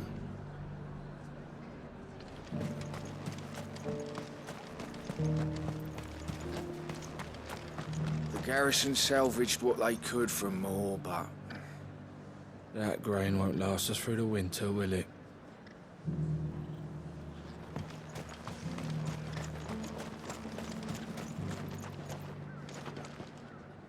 A question, if you don't mind. What do you think of the Duke of Oriflamme? Don't get me started. You build a life for yourself somewhere, only for some noble to turn up and tell you you've got to hand it all over to him. If he thinks his name and his chains give him the right to empty our purses, he's in for a rude awakening. We'll do whatever it takes to keep what's ours. Whatever it takes. Well, the people seem united enough. What about the soldiers? Excuse me, do you have a moment? I wondered if you'd mind sharing your thoughts on the Duke of Oriflamme. Well, he's made a lot of enemies coming in the way he did. But I mean, look around us. You can see the state the realm's in. The traders might not like having the screws put on them, but if they volunteered a few more of their hard-earned gil before things got bad, maybe they wouldn't have to. I think the Duke's got a point when he says rebuilding the Empire's the best way of making sure we're all protected. And if that means people who don't know one end of a sword from another have to make way for those who do, well, that's just how it goes.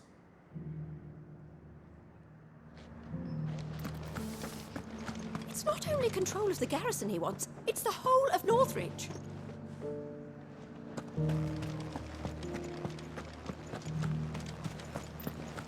We already have a leader in the Dame. One at a time now. There's enough for everyone. You're the one who was talking to His Eminence. On the Dame's behalf, yes. I was trying to persuade him not to take the people's goodwill for granted, but it seems my words fell on deaf ears. What do you think of his plans? I'm a soldier, mate. He tells me what to do, not the other way round. Listen, I've got nothing but respect for the Dame, but I've got a family to look after. That's where my loyalties lie, not with the town or the Empire, but with my wife and children. If the Duke can get us the men and the equipment we need to fight off those blue-skinned bastards, I don't care how he does it.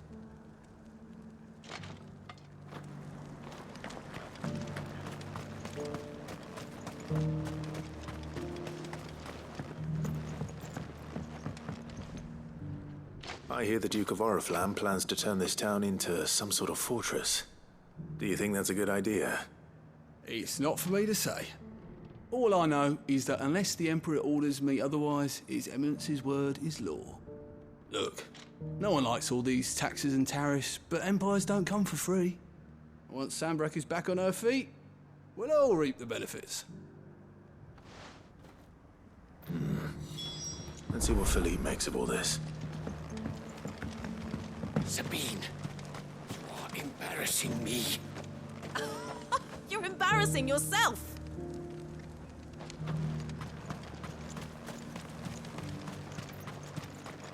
A whole day to dry some bloody linens.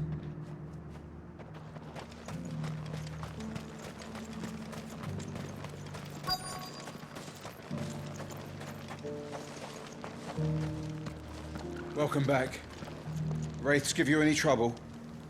None worth mentioning. They're staying put for now.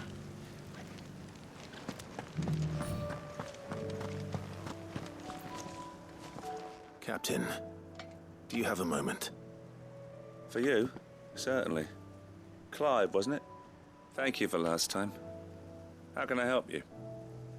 I wanted to ask you about the Duke of Oriflamme. Do you intend to go along with his plan? But to tell you the truth, I'm in two minds. It's my sworn duty as a captain of the Imperial Army to obey his orders. But I can't say I agree with him. Philippe, I remember you saying that you became a soldier to protect the people you loved. The Dame included. That's right, I did. Well, she doesn't agree with the Duke's orders either. She thinks they could tear Northreach apart.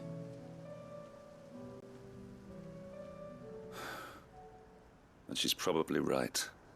Thank you, Clive. I know what I need to do now. Protecting the people I love is what matters. Doesn't matter how. Well, duty calls, so I better go. Thanks again.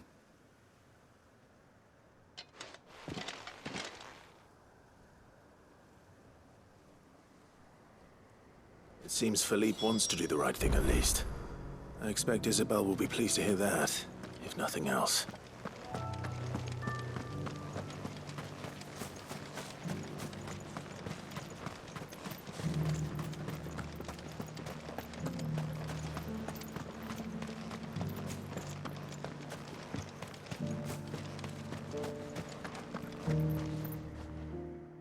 Clive, how did you fare?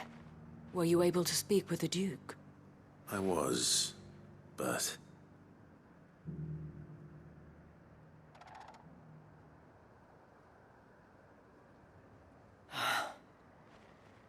So Northreach is to be a fortress after all. Well, it will certainly help to hold back the thralls. There's no denying that. Though I doubt it will come as much consolation to the townspeople whose worldly goods are confiscated to pay for it. They deserve to be heard, Clive. To have a say in this new empire the Duke means to build. Sadly, His Eminence values their obedience more than their opinions, and hopes to reassert the authority of the state. I fear he sees the people as mere pawns on his chessboard to be sacrificed for the greater good. Needless to say, they themselves are of a different opinion, and would rather their destinies were in your hands. The soldiers, meanwhile, are content to follow their orders. And not just because of the Duke's rank, but because of his vision. I thought as much. Had I sworn to protect Sambrek, I dare say I too would want nothing more than to see it rise from the ashes. Thank you for trying. But the battle is lost. I don't know about that. What happened to your uniform? I handed it in, along with my resignation. Told the lads I wished them well, but that I owe it to those I love to call it a day. But why? Because I realized what really matters to me. Not following some nobleman's orders for the sake of it, but protecting what I care about. Protecting Northreach. I honestly don't know when those monsters will return, but I'm certain they're not finished with us yet. And when they do come back, we need to be ready for them. We need to stand together, all of us. And with you to lead us, milady, I reckon we can do it. It was you who finally convinced me, Clive. There's no point following orders if they go against everything you believe. Indeed. All of us, standing together. That has always been Northreach's best hope, and one which still lies within our grasp. We have only to turn our attentions to the true enemy. Thank you, Philippe, for showing me what I must do. Anything for you, milady. Speaking of standing together, would you mind if I borrowed a few of the lads from the Vale to help keep watch around the town? I fear His Eminence has loftier tasks in mind for the guard. Not at all. Be my guest. Wouldn't be the first time.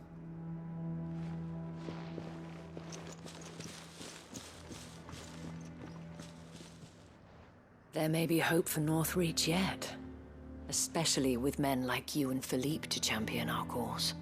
I, for my part, shall continue to work upon the Duke, in the stubborn belief that I might still tempt him into joining hands. But I suspect I shall have to call upon your aid again. Until then, Clive. Until then.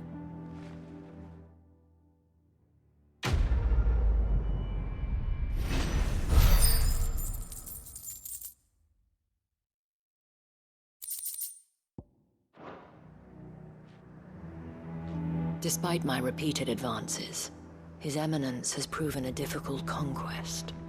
Fortunately, I am nothing if not persistent. But, be that as it may, I might yet need you to press the point.